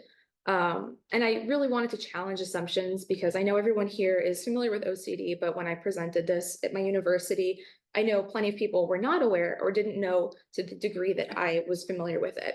And I wanted to challenge at least one person's assumptions or preconceived notions about what OCD is and to make them think twice about saying something like, I'm a little bit OCD or I'm so OCD about this. Because I know it would make a huge impact in my life if someone I knew who said that stopped doing it because they realized, hey, maybe I shouldn't say that because it's kind of insensitive or it kind of minimizes the suffering that can be associated with OCD. And then I also just want to note that all representation does not mean it's all good representation, because clearly things like OCD or anything else that makes light of something like this, it's not really representative, even if you're calling it representation. And I just want to end off with this quote that I thought was hopeful and looking forward, bring some positivity in. Although public awareness of different forms of OCD is lacking, there's evidence that brief educational efforts can improve the recognition of OCD symptoms, which may then influence attitudes toward individuals with OCD. And I really like this just because, of course, I like to advocate now for OCD because I had to give this presentation, and because since I've been diagnosed, I felt more comfortable speaking about it and sharing because of the misrepresentation I've just seen in my personal life. But I think it's really nice to think that if more people are discussing OCD, having conferences like this where people can share their research and their thoughts, it can make an impact and, you know, reach more people and make people think twice about the things that they say or the ways that they act or conduct themselves, and just to treat people with more kindness and understanding. So that is all that I had. So thank you so much. Thank you.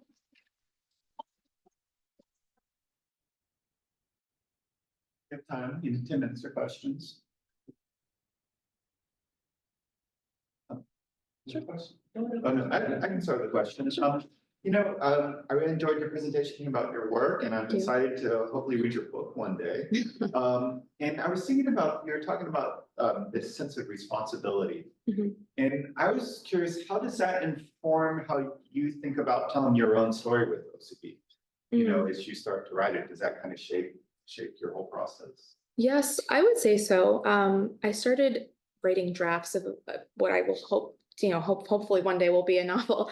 And I wanted to focus on a protagonist who lives with OCD, but it doesn't define their entire life, and it's something that they coexist with.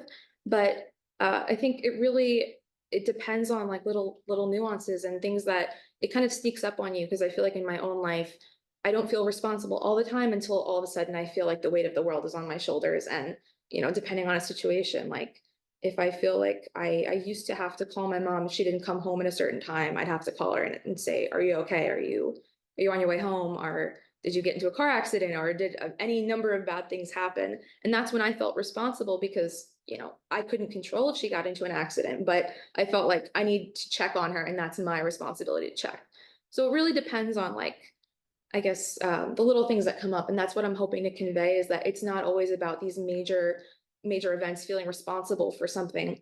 It could be something totally on like an everyday scale, something that seems so minimal, of just checking in on your family or checking in on a friend, or just making sure that you've done these little things, or say you're checking to make sure that you shut off your stove before you leave the house and think, well, if I didn't, then the house is going to burn down and it's going to be my fault. So these are the kinds of things that I feel like are not always represented in the media as well. And that's what I would like to represent, because I feel like aside from just the hand washing or the perfectionism, these little compulsions that are sometimes overlooked, that's what I want to get out there. Well, thank you.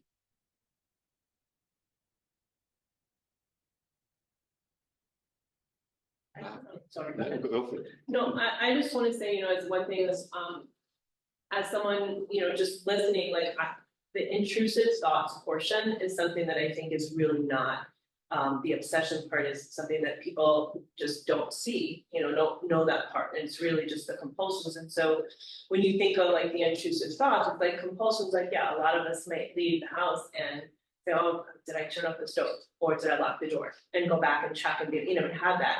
But that's, I just feel like a lot of times people see that and that's not what OCD is. But then when you look at that, when that is brought to light, and I think that's something that is really important, what you're bringing up here about the intrusive thoughts, because I think people need to know more of that, like the extent, the spiral that gets to with the intrusive thoughts. So I just, I heard like some of that. I know, even with your short story, that there, that it kind of shows the difference of that. So I think it's interesting, and I think that that's something, that should be brought forward more to people, just for general knowledge, for that education aspect. Yeah, I agree. Yeah, I was wondering, so when you are writing your story, to what extent are you mindful of the psychiatric knowledge, right? Because they come in with their own theories about OCD. And, like on the one hand, it gives like a feeling of being understood, right? Like for the person who's affected by OCD. But then I'm always wondering, like, all these authors who write about OCD, like to what extent are they mindful of maybe bringing more of their voice and not letting the medical psychiatric language dominate the whole narrative? Like how did you deal with that? In my own short story? Yeah. Well, I wrote a lot of it from, I of course infused my perspective into the character with OCD, but I was working on this thesis and I had a few professors, a few from the psychology department and one from an interdisciplinary studies area that kind of diverged English with disability studies. And so I was putting my own perspective in there to get the OCD representation, but then I was also, speaking with them to say, okay, well, because there is a point in the story where the protagonist with OCD, she recognizes that there's something going on that she doesn't realize what it is, but there's something that she feels is, she needs to have treated or she needs to seek some help because it's something that's taking over her life. And she goes to a friend whose parent is a psychiatrist. And I didn't want to mishandle that scene because, of course, I don't have that research. I'm not a psychologist. I'm not a psychiatrist.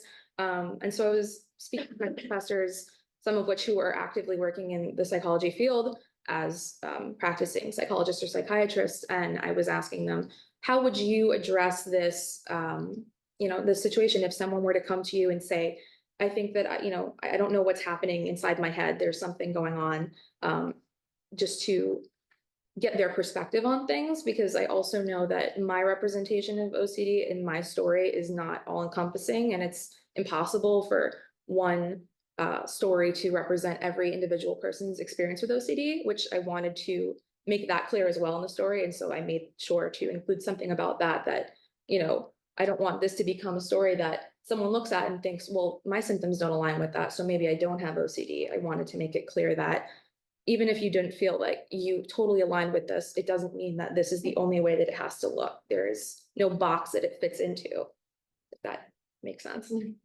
Thank you. We have time for one more question. Yes. Thank you.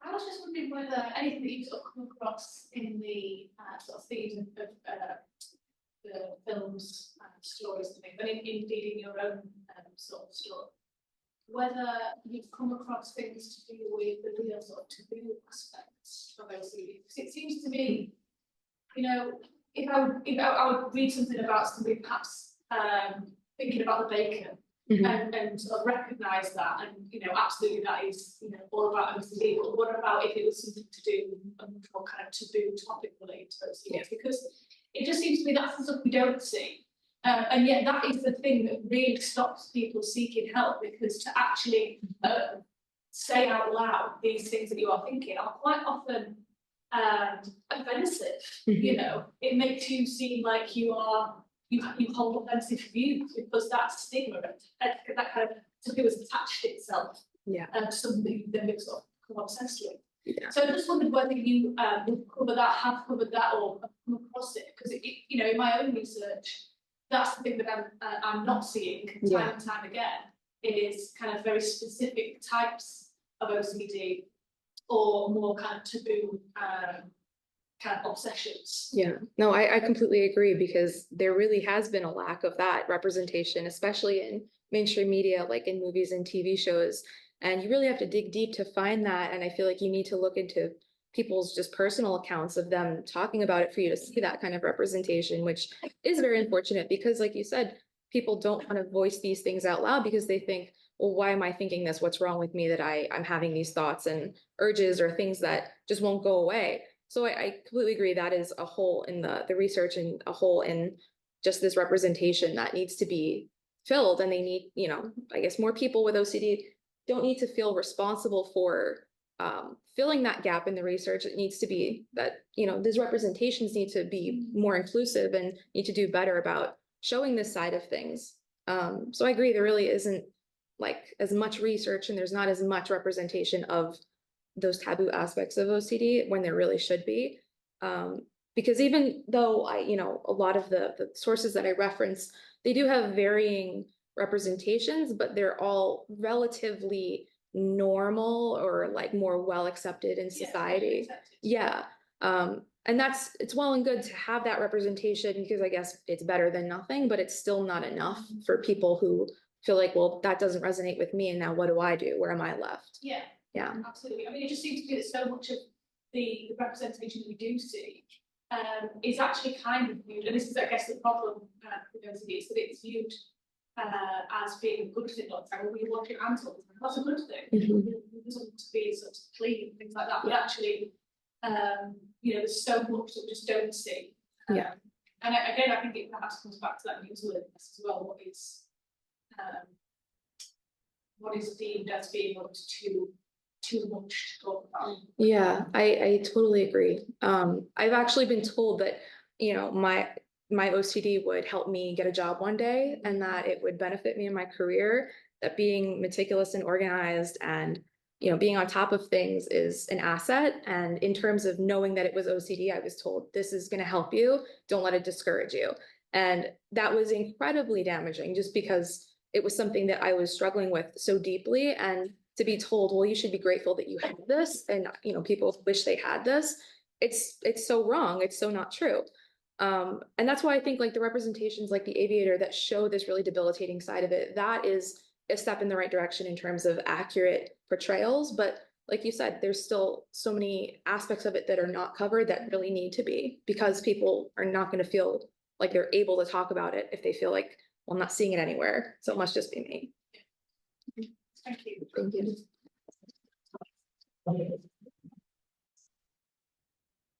Thank you so much, Isabella. So our next presenter is Silvia Tajonar. So Silvia Tajonar García is a PhD candidate in social sciences with specialty in sociology at El Colegio de Mexico, Coimbra. She received her bachelor's degree in sociology from Universidad Nacional Autónoma de Mexico, and her master's degree in social science with specialty in sociology from El Colegio de Mexico. Her dissertation addresses how social inequalities shape the illness experience and therapeutic itineraries people diagnosed with OCD in Mexico.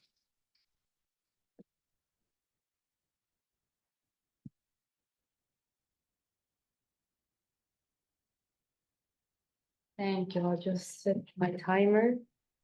So I am really happy to be here. I appreciate the support, and I'm really happy to share this work with you. I'm happy to be in this safe space where people share similarities with my research interests. So, well, I prepared quite a bit of long presentation. So I think I might skip some slides. I'll try to just move forward fast, but in a coherent manner. And I have my timer set, so I'll start. In this presentation, I would like to discuss how women diagnosed with is it okay if I stand here or should I stand in the middle? Okay, it doesn't matter. Okay. Diagnosed with OCD makes sense and they construct their experiences of the disorder through language, the use of language. Also show how gender inequalities shape these processes and analyze how they use different languages following Bakhtin, and also talk a little bit about the performative dimension of language in the illness experience, just to not to language just something that represents the world, but also something that constitutes reality. So this presentation is a fragment of my doctoral research, which I'm currently doing regarding how social inequalities shape illness experience and the therapeutic itinerary, so the process of help seeking of people diagnosed with OCD in Mexico City and its metropolitan area. And I don't know, I've had some interviews with people living in other parts of Mexico City, so that probably might change, but okay. And well, I've conducted field work. I've conducted in-depth interviews in different sites. I've had the opportunity to work at a civil society organization, with private clinic. There's this Spanish-speaking online community, which is fantastic, called Talk Talk. Like the idea is to speak about their experiences with our experiences with the disorder. And I'm currently visiting a public psychiatric hospital. So these are the sites where I've been conducting field work. But these interviews, the fragments that I'll show, come solely from the interviews conducted via the civil society organization. And just a quickly analytical review of where I am standing theoretically. I draw on Kleiman's work about the illness experience. He understands it as an intersubjective process. It might not say much, but I think it is important to state it, just to not see experience as a quality of the individual, but as a process that is socially and culturally constituted. And I think that something that he proposes that is key to understand the illness experience is what he and Seaman call what is at stake in the individual and the individual illness experiences, which are socially, politically, and culturally situated.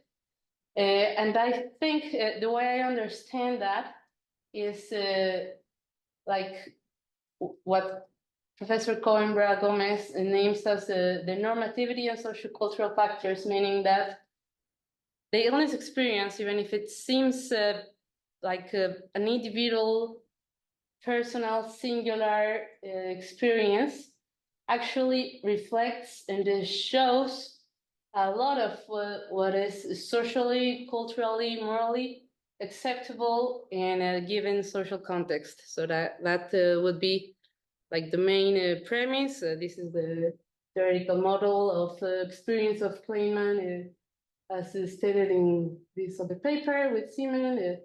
It's sort of a triangle. We have culture, we have the individual dimension, and the collective experiences or social context. So those would be the three parts of the illness experience. And in order to study them, I will focus on narratives. As I was saying, I believe that they do more, following Levy, than represent the world, but they constitute meaning. And people resort to different languages to construct their experiences themselves, and this whole process of experiencing this particular mental disorder. And also, I just wanted to add that there's a material dimension of experience. It's important to go beyond the cognitive dimension and also take in consideration the material resources people have at hand. And of course, this is something that I'm just starting to do in my research. I'm trying to incorporate gender, to focus on gender on a more specific and open way. So yeah, I just wanted to mention it. And so to start with the interviews, I've conducted around 20 interviews until now. Most of them have been with women, even though I didn't specifically search or decide to conduct interviews with women, but they've mainly, like, they have been the population to which I've had access, even though there were no gender filter, there was no, that was not the idea, but that's how it has happened, even though I've tried to recruit participants in different places, but they always tend to be more women, the people I get to talk to. So in this opportunity, I would like to talk about two sort of broad categories, or yeah, I would leave it like that. And on one side, I would like to talk about how OCD and these women narratives relate to genderized social roles in areas such as maternity, care provision, the domestic work, what is expected socially of women as partners, and when it comes to sexuality, I think their narratives show how their social contexts and values and norms are constructed around these areas, and how they regulate women's behavior, well, these moral values and norms. And also show how their individual experiences and emotions such as guilt and shame also show these moral values and social cultural expectations. And also of gender violence, like I think these women, I'm not sure if all of them, but a vast majority of them have experienced gender violence at some point in their lives. So it also reflects in their accounts of their experiences with the disorder. So firstly, I would like to talk about one participant who was a single mother. She had 2 daughters and 1 granddaughter. She worked at her household doing domestic work, for which she received no pay. She finished her junior high school education, lived at the Mexico City's Metropolitan area, and she was 39 years old. So she was really young to have a granddaughter, but and she was a single mother also. And I don't know if I'll have time to go through this with depth, but I think it's important to show these fragments of the interviews. And also, it was really difficult to translate them from Spanish to English. I think I try to keep it as close to the original as I could, but I think some of it got lost. Hopefully not too much. So here she was talking to me about her experiences being a mother and having a OCD. So what caught my attention was that she described 2 experiences of being a mom. First, when she didn't know about her diagnosis, and she sort of didn't know how to make sense of certain behaviors. And then when she received her diagnosis, she sort of started to see herself through the lens of this psychiatric category, and started to construct herself as a good mom this time, as a correct mom. Like she said to me that she had to be good in every single way. So to set a good example for her daughters and her granddaughter.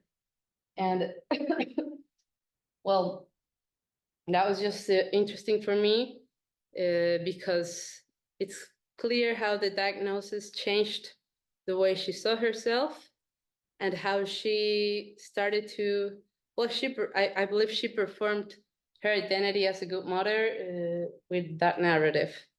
So also speaking about guilt and social expectations, she told me that she was really concerned with cleaning. She felt guilty if the house wasn't clean enough, or if she didn't take good care of her children, or if she didn't have a job, although she actually did have a job, like she did the household work.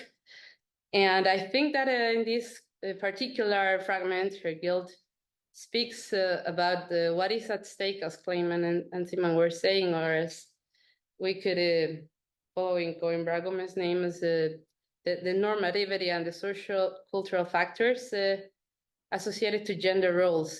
For example, being a mother, a good mother, providing care, and not seeing domestic work as work. Also, this fragment is particularly harsh. I think I wasn't sure if I wanted to represent it or to keep it like that, but in the end, I decided that it was worth it. So she shared with me that she suffered verbal and physical abuse from her partner, and then she left him, and then she started having a physical discomfort and a strong manifestation of symptoms. And she didn't say which was the word that he told her, but he used to say to her that she was going to catch something because of the way she was behaving, and that she was going to die, and just being really abusive. And then she started worrying and obsessing about having a sexually transmitted infection. So I don't think that obsessions correspond strictly to lived situations, or to, like, we know they have a shifting nature, and like we were discussing yesterday with Hazel, that they have a shifting nature, and sometimes I think I've heard therapists say that they can be opportunistic. But I also think that, following Coimbra Gomes's work, that they can reflect the social, cultural, and dominant values, and I think that happens in this case, because she was, afraid of getting sick for having sinned, and this the exercising of her free will. Okay, so the most acute experience of symptoms was preceded by having experienced different kinds of violence, and just talking about a difficulty seeking treatment. Her mother, the mother of the woman I interviewed, considered resorting to hospitalization, but there was nobody who could help them care for a recently born daughter, so that was not an option. I just spoke about how she saw herself. We have a different participant. She's a mother of two. She sells flowers. She also finished junior high school and lived at Mexico City's Metropolitan area. She was 32 years old and had a different diagnosis. She had been diagnosed with OCD, also with bipolar disorder, and she wasn't sure, but they had told her that it was likely that she had a borderline personality disorder. So again, she told me she experienced an abusive family environment since she was 9, and she can recall her obsessions starting as early as being 9. And she also told me how her parents didn't see her or didn't take her to see a doctor, even when she communicated how she felt. She told me she lived in fear, she cried every single day, and that she went to her mom and told her, and her mom just told her that she was crazy. And that was it. So then again, speaking about maternity, she told me that this OCD had always been with her, but when her children became the focus of her obsession, that's when things got really bad. And we see again this whole narrative about they are my kids, I want them to be okay, but I negatively affect them because I cannot stop checking their bodies. I cannot be near them, and everybody tells me how I'm a bad mother. She felt really bad. I think her kids were under 10 years old, and she felt bad because she couldn't dress them, she couldn't give them a bath, because she just couldn't stop checking their bodies to see if they were symmetrical, if they had some lump, if they had blemishes, if that could be cancer. And then she went on, and it just couldn't stop. So it got to a point where she stayed in a different place, in a different household from her children. And it was really tough to hear her say that she felt that the further away her children were from her, they would be better, because it was really negatively affecting her kids. And well, she told me she had obsessions related to symmetry, contamination, sexually transmitted infections, and health also. And well, the last participant, I would like to talk about her experience as a single mother. She also did domestic unpaid work.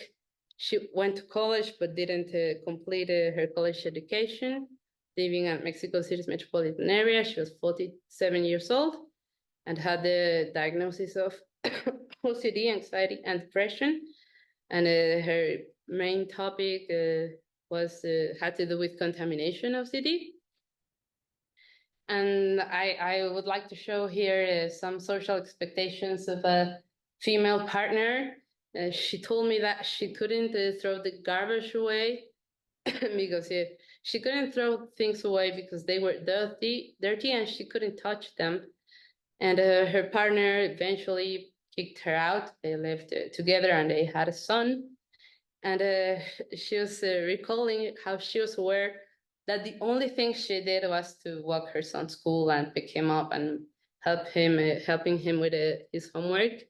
But I did not do any chores. I did not sweep, I did not mop, shake the dust, and things could remain like that for months. And at the moment I interviewed her, she told me that things hadn't changed that much, and that she just couldn't throw away the garbage bags. She couldn't touch them. She was really scared of things being contaminated, so that it was an obstacle for doing everyday activities.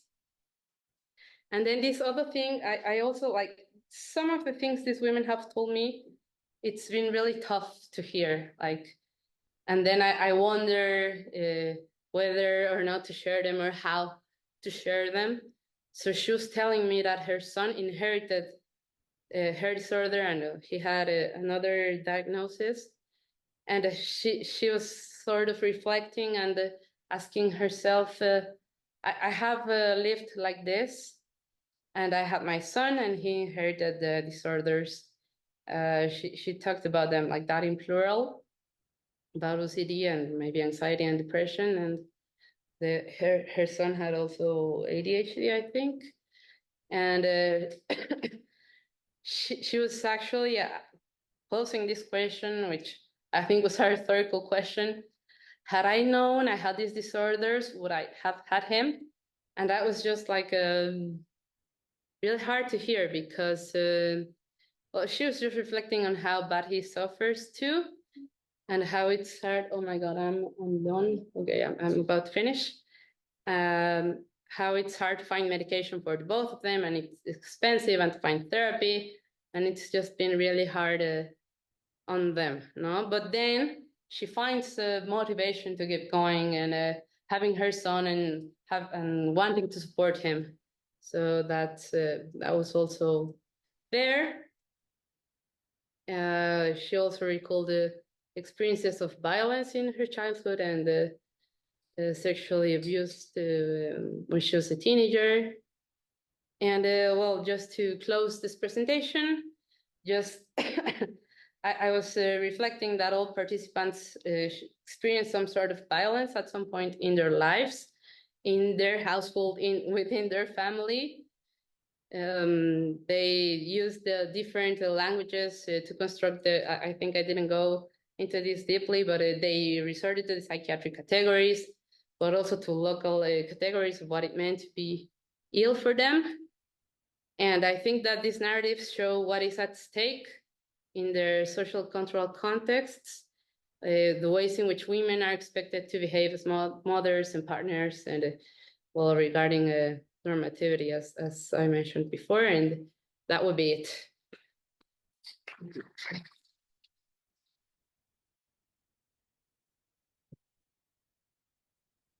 So we have time, for some questions.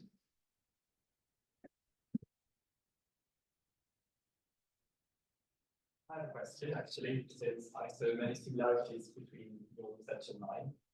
You spoke of the linguistic difficulties you encountered in translating from Spanish. Yeah. Actually, that's something that I faced.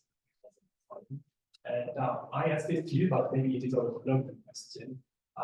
What did you take into account as a scholar, the moment of discussion of language? You had to translate words and expressions that not literally mattered. What was the trouble you faced?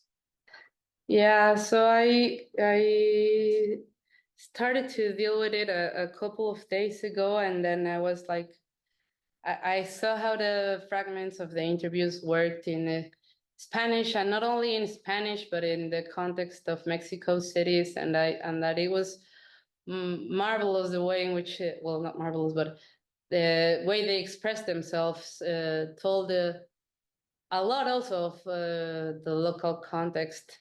And then when I was faced with having to translate it to English, like I was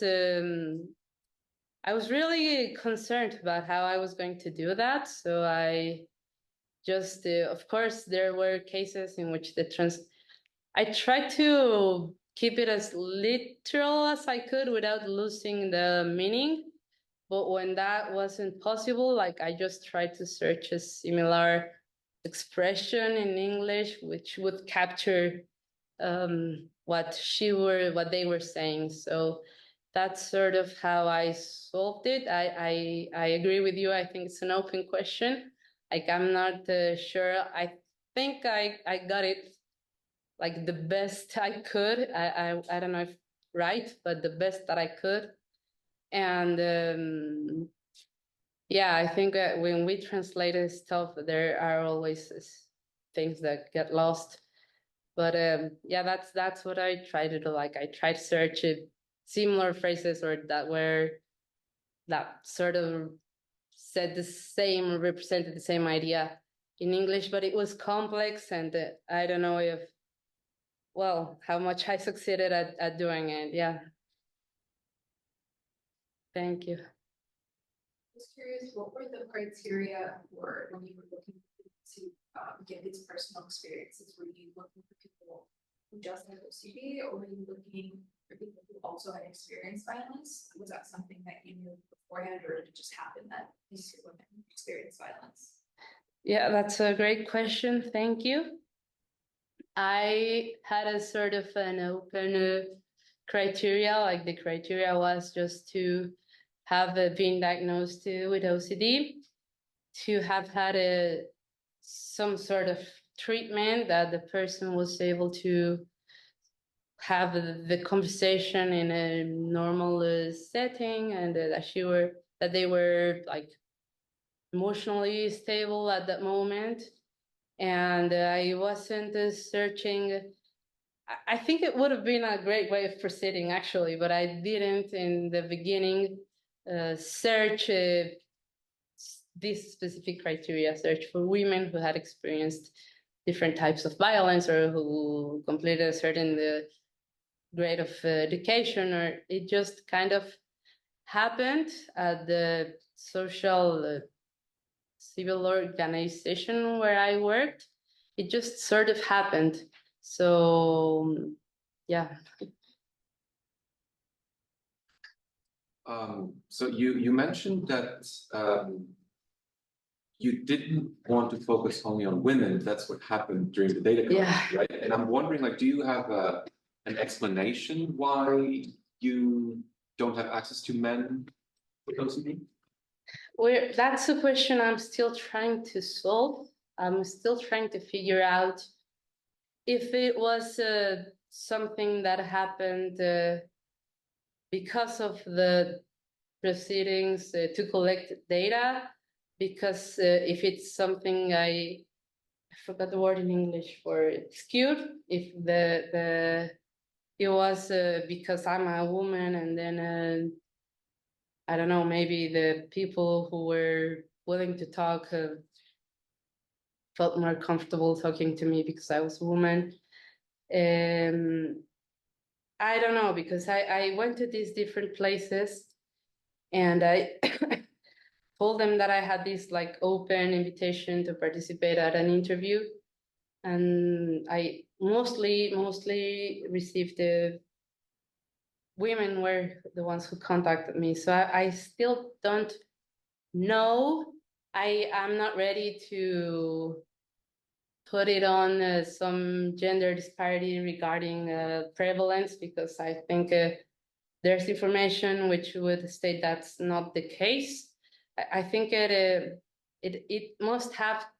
I'm still working on it. Like, I haven't figured it out, but I think it must have to do with a more willingness to open up and talk than something else. Like, but I'm not sure. Yeah.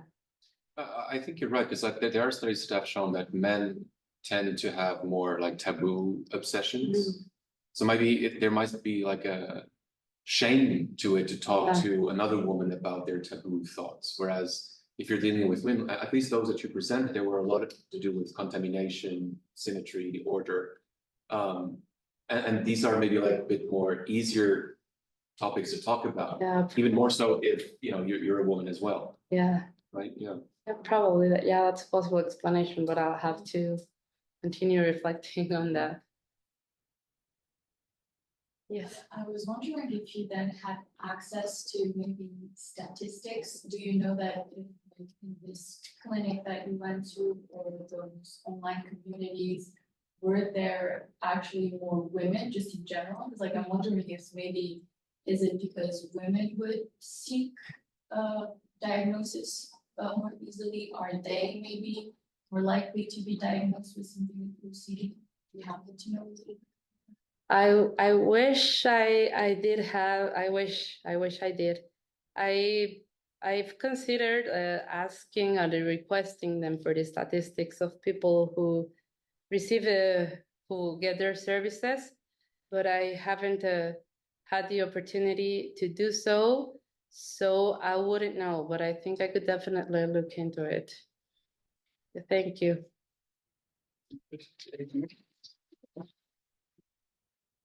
And then we have our next presenter, Dr. Gabriele Carmelo Rosato. So Gabriele is a postdoctoral research fellow at Pontifical Gregorian University. His research is grounded in cultural anthropology, uses qualitative interviews and visual ethnography to unravel how CSA impacts survivors' perceptions of safety within their personal spaces, particularly homes, which should be sanctuaries of safety, yet may become complex sites of memory and trauma. Gabriele is involved not only as a researcher, but also as an activist in this topic. He is a survivor and a member of an Italian organization supporting adults with a related experience, where he is a natural facilitator in mutual aid groups. So good morning, everybody. My name is Gabriele. I'm a cultural anthropologist at the Institute of Anthropology of the Gregorian University. And well, thanks for welcoming my participation in here. It's a truly honor to be here in person, especially because it's the first occasion I can talk about the early findings of my research. As you can see on the title, is more or less focused on the perception and representation of spaces such as the home for people who reported stories of abuse during their childhood. And as a consequence of these, I am also researching how language is used to achieve different purposes in language in relation to obsessive-compulsive disorders, and how survivors then deal with language when living also with OCD.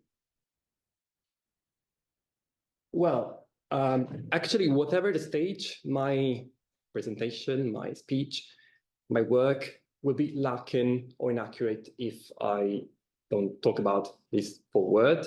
Actually, I'm not only involved as a researcher, but also as an activist in the sector, in the field, being a survivor myself and living with OCD. And actually, I'm presenting the words of Donna Kerr, who is emeritus professor at the University of Washington, which said, "I will say some things of personal nature, and I will feel, for this reason, exposed, vulnerable. These would be utterly silly things to do if my purposes were purely academic." And actually, that's what I think, what I believe. And the statement seems important to me because it informs researchers that are also involved in the topic, that taking a stand through their investigation can expose them to unknown risks.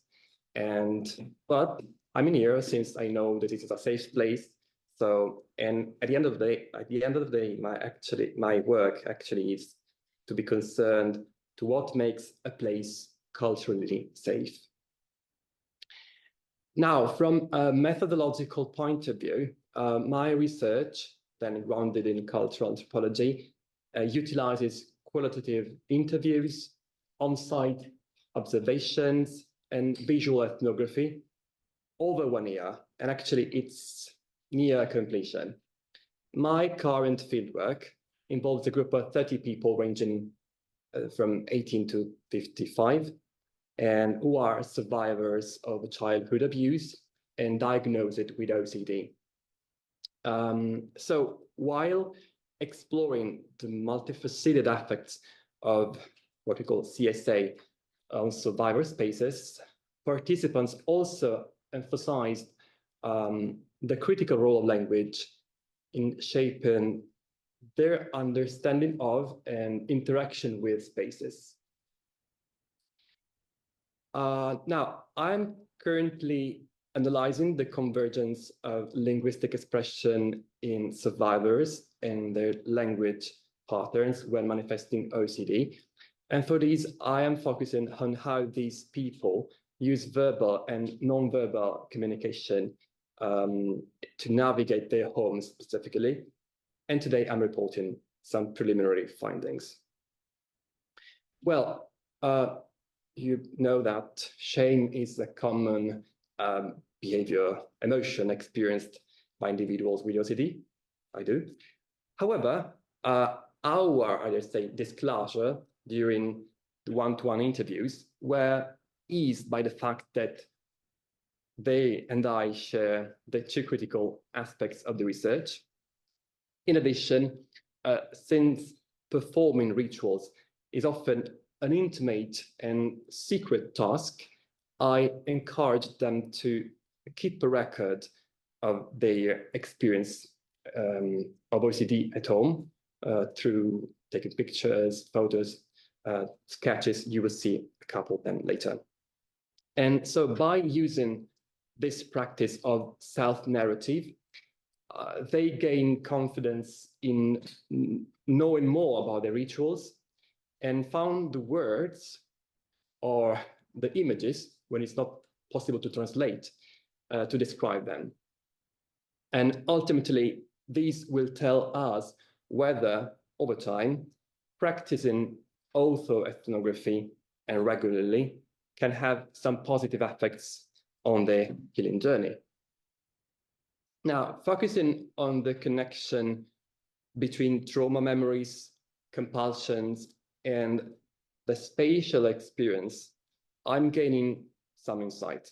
Actually, the recorded narratives highlight how specific spatial arrangements, sensory connections, elements, and privacy aspects can trigger memories of trauma or conversely contribute to enhance a sense of security and healing. So let's focus on the role of language in the spatial experiences of survivors with OCD. These includes how language helped them to express, process, and cope with the trauma within their homes. What I'm noticing is that language serves as a powerful tool to articulate and manage the spatial experiences. So please look, for example, this picture. The participant who drew this sketch uses the word divano, which stands for couch in English, and she does it compulsively. She's reluctant to sit on couches, and when forced by circumstances, she acts out rituals. And this is the visual representation of what she feels, in spite of language as words. Well, participants also often describe and define their environments in unique ways.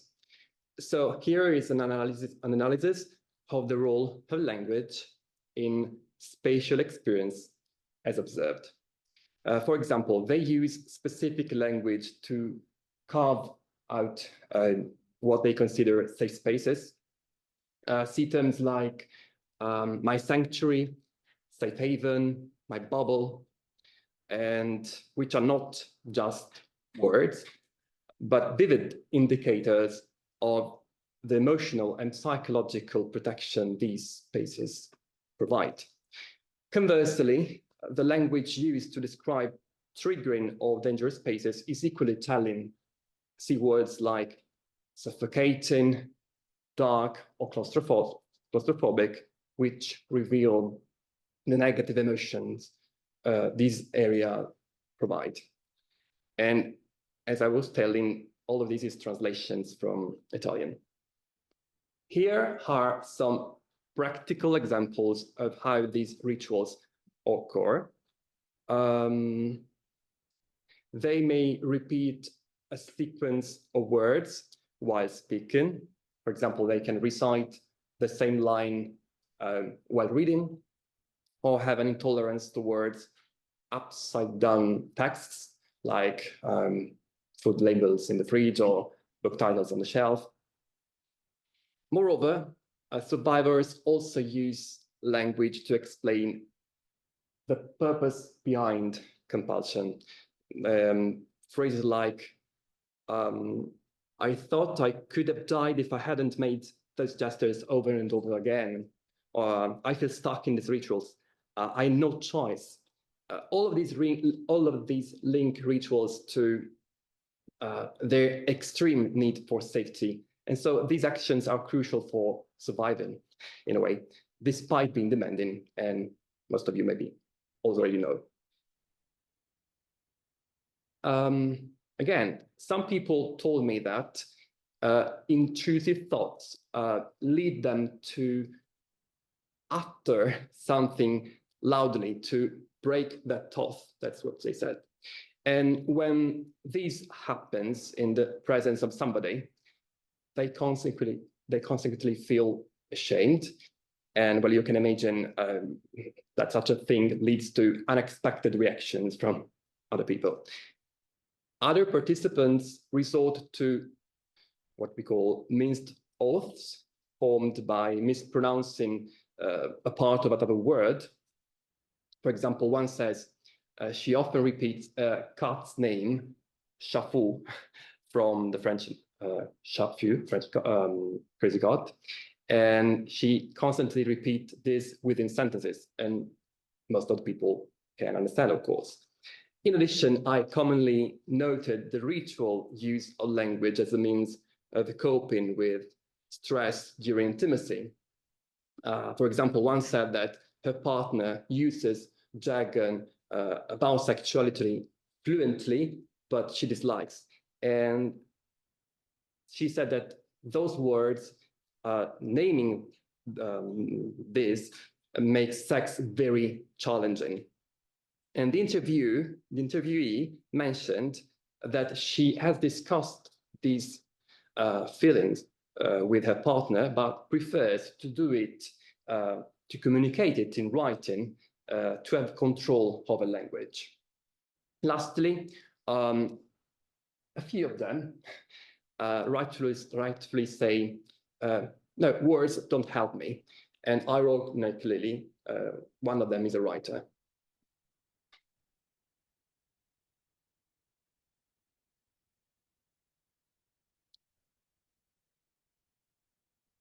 Now, participants also showed that language serves as a tool to express their emotional connections to different spaces.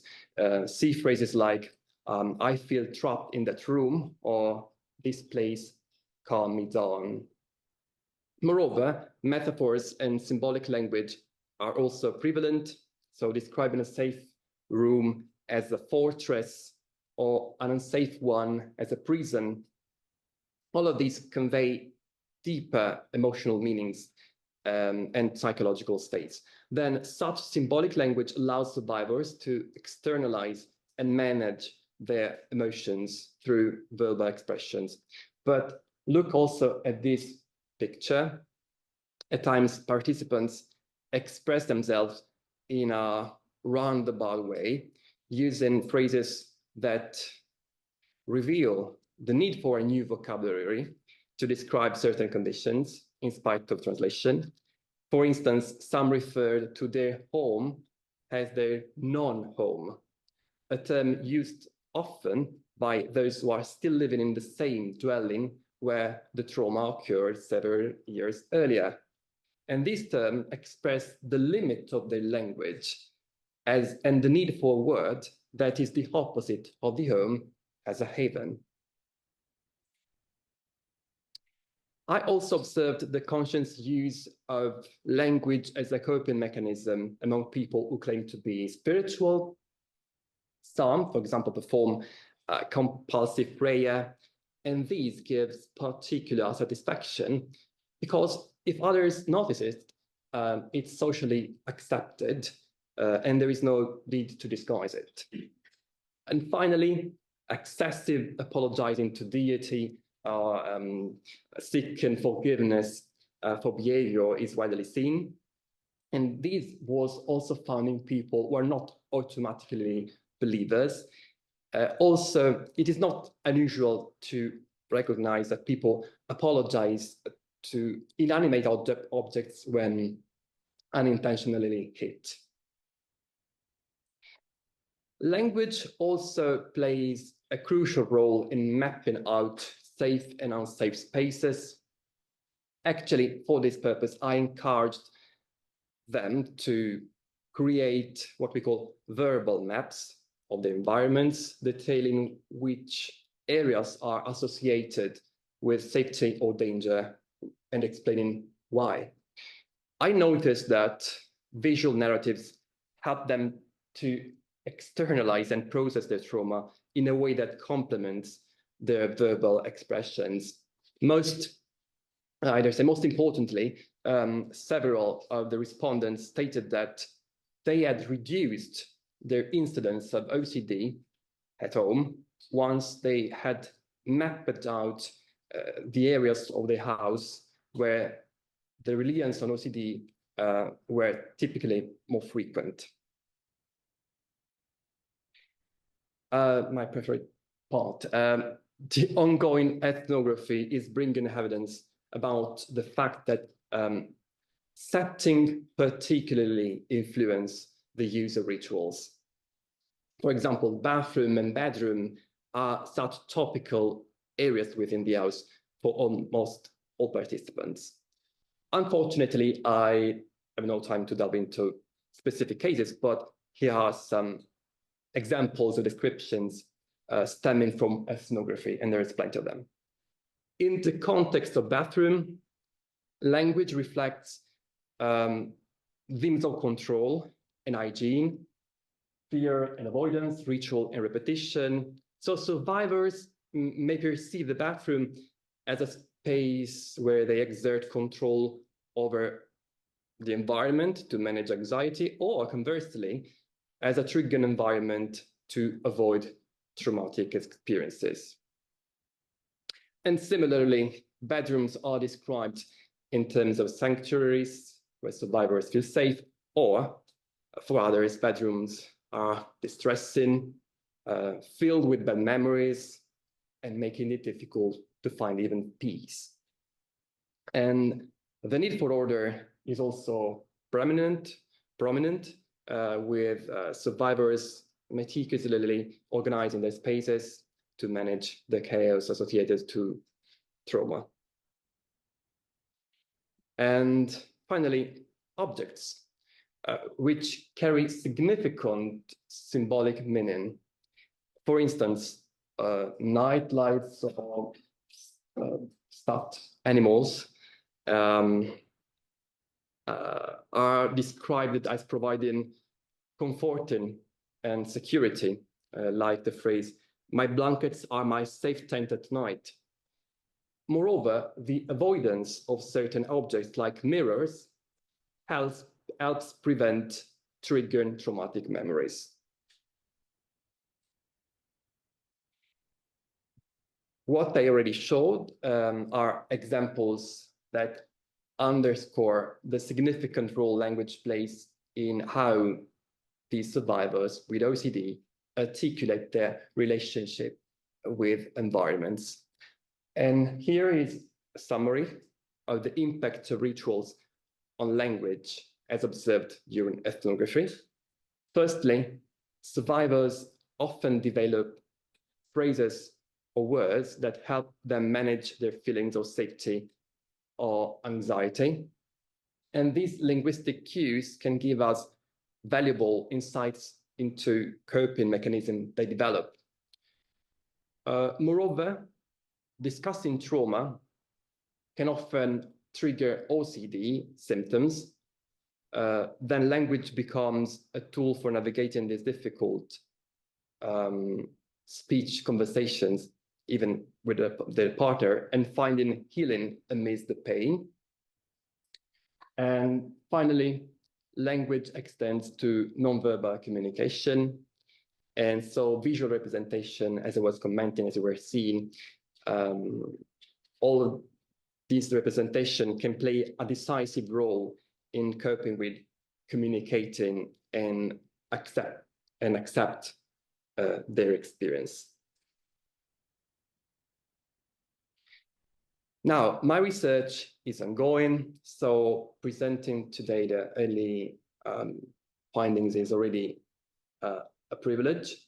However, there is more, because it grants to do that, this value, I mean, grants dignity to people afraid of being wrong when dealing with these rituals. And I have emphasized that although the information shown doesn't meet a solid and sound statistical thresholds, such insights sharpen future extensive empirical research based on a broader knowledge of behaviors, indicators, factors to be observed. And ultimately, my assumption is then the environmental and sensory condition impact OCD, therefore providing patterns with, to provide participant patients with the skills to map their spaces can be part of the more conscious and oriented healing process. And finally, to learn more and stay in touch, I usually try to spread the word about these, also being an activist, and I launched a podcast about these, even if it is in Italian, but it's a way to strive to make spaces safer and more supportive for everyone. So thank you so much for your attention throughout the presentation.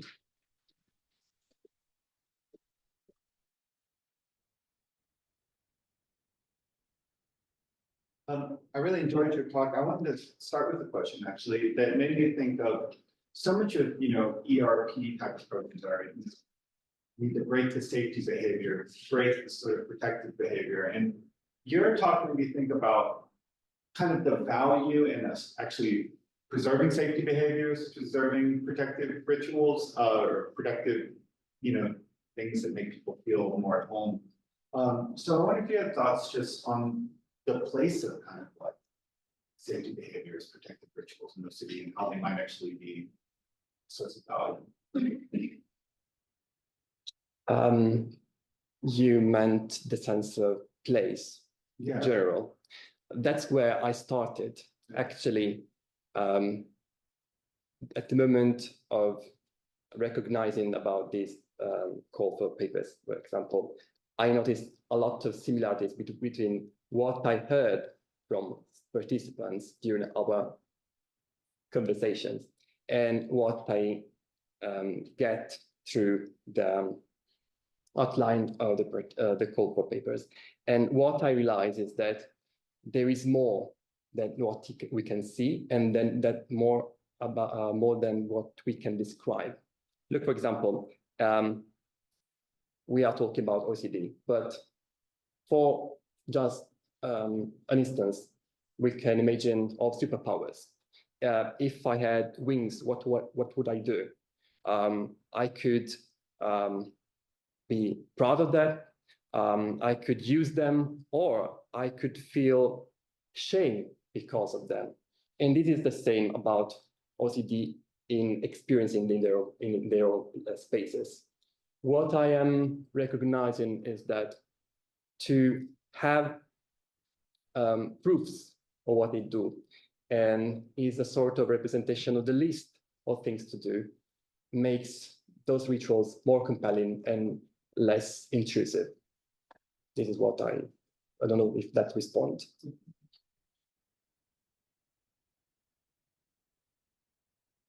Thank you for your talk. I was wondering, because like you've been doing something that I've wanted to do for a long time. That is like, walking with someone who has OCD across space and then them narrating like, the kind of impact that the space has on them. And I'm wondering, because like it seemed to me that you had different symptoms, subtypes of OCD in your sample. And I'm wondering, like, how do you manage to make sense of not only the different subtypes, but then how the different subtypes systematically use space in different ways, right? So like, if I remember correctly, there was a participant who said, oh, the bathroom is my sanctuary or my fortress or something like that. Another person said, oh no, my bedroom is my fortress. Yeah, there we go. My fortress of cleanliness. So like, do you see a pattern, like different types of OCD use space in different ways that are meaningful for them? Or is it like very idiosyncratic and every person has their own logic? The question you are asking let arise a profound reasoning about what similarities may mean, because I have to admit that the participants are unaware of the similarities you are now looking at. So it's me then, when commenting during our interviews, but I call them conversations, I'm approaching them with some words which makes them more reactive to what I say or not, depending on the way they call that symptoms specifically.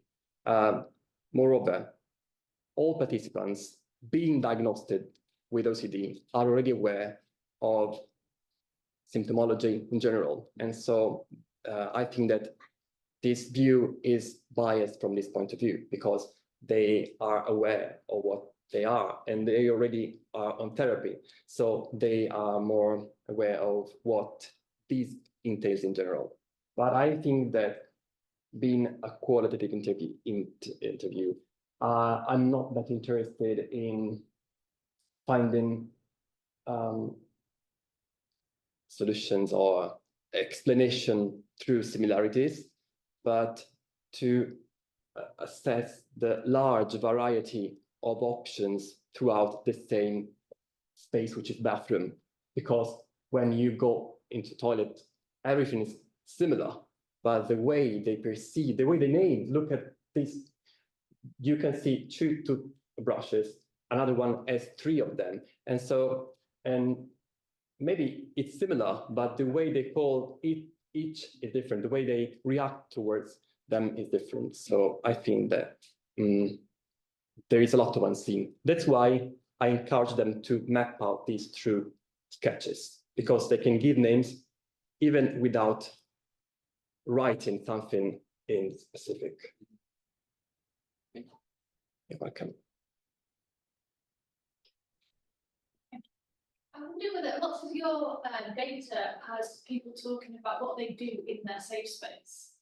But I wondered whether you had anything in the data which was them reflecting on why it is a safe space or how they make it a safe space, aside from the fact that for lots of what your participants talk about, the safe space is a place where they presumably haven't experienced abuse. So, for example, you know, you're talking about the bathroom and get lots of things to do with, well, this is where I clean and I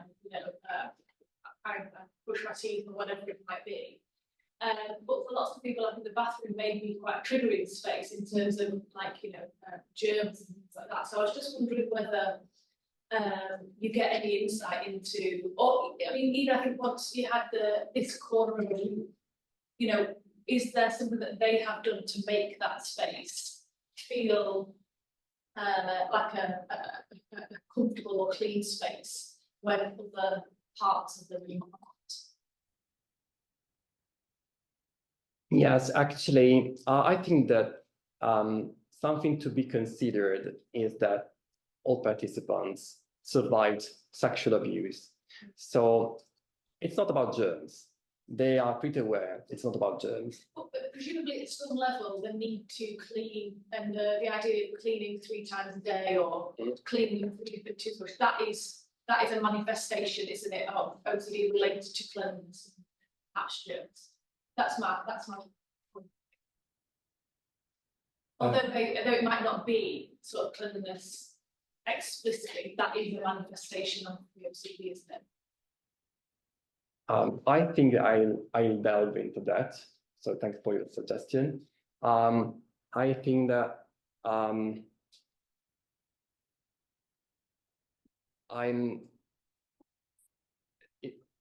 among a large variety of things to be considered at the moment of dealing with the same topic. And look, maybe what my real challenge in front of this is to translate what they feel and what express into what they really want to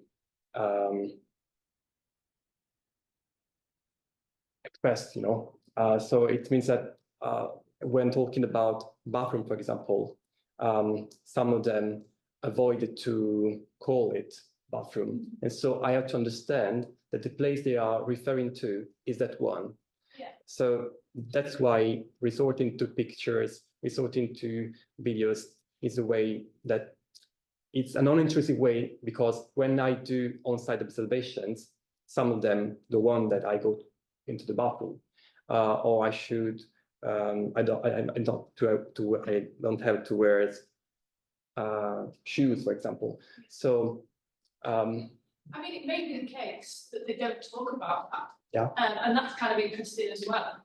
But I was just interested in, because it seems that you're interested in what makes a space safe, a space safe, and protecting that safe space in a way that you're not kind of disrupting that, as you get in some kind of, young benefits. But it could be something as simple as bathrooms very often have locks on the door. And so maybe you feel safe in a place that is is locked, you know, if you feel vulnerable in some way. I just think it might be interesting if they reflect on what makes that space safe. Yes, actually, most of them perceive their homes as haunted place, especially those who still live around. Look, for example, in my experience, I left that home years ago, and it's far in terms of distances. Some people are in another house, but in the same neighborhood. So I think that this can bring more insight. So thank you for giving these hints. Really interesting. Thank You're welcome. And we should go ahead and, I think, wrap it up for this one. So thank you so much, Gabriele, for your talk and all of it today.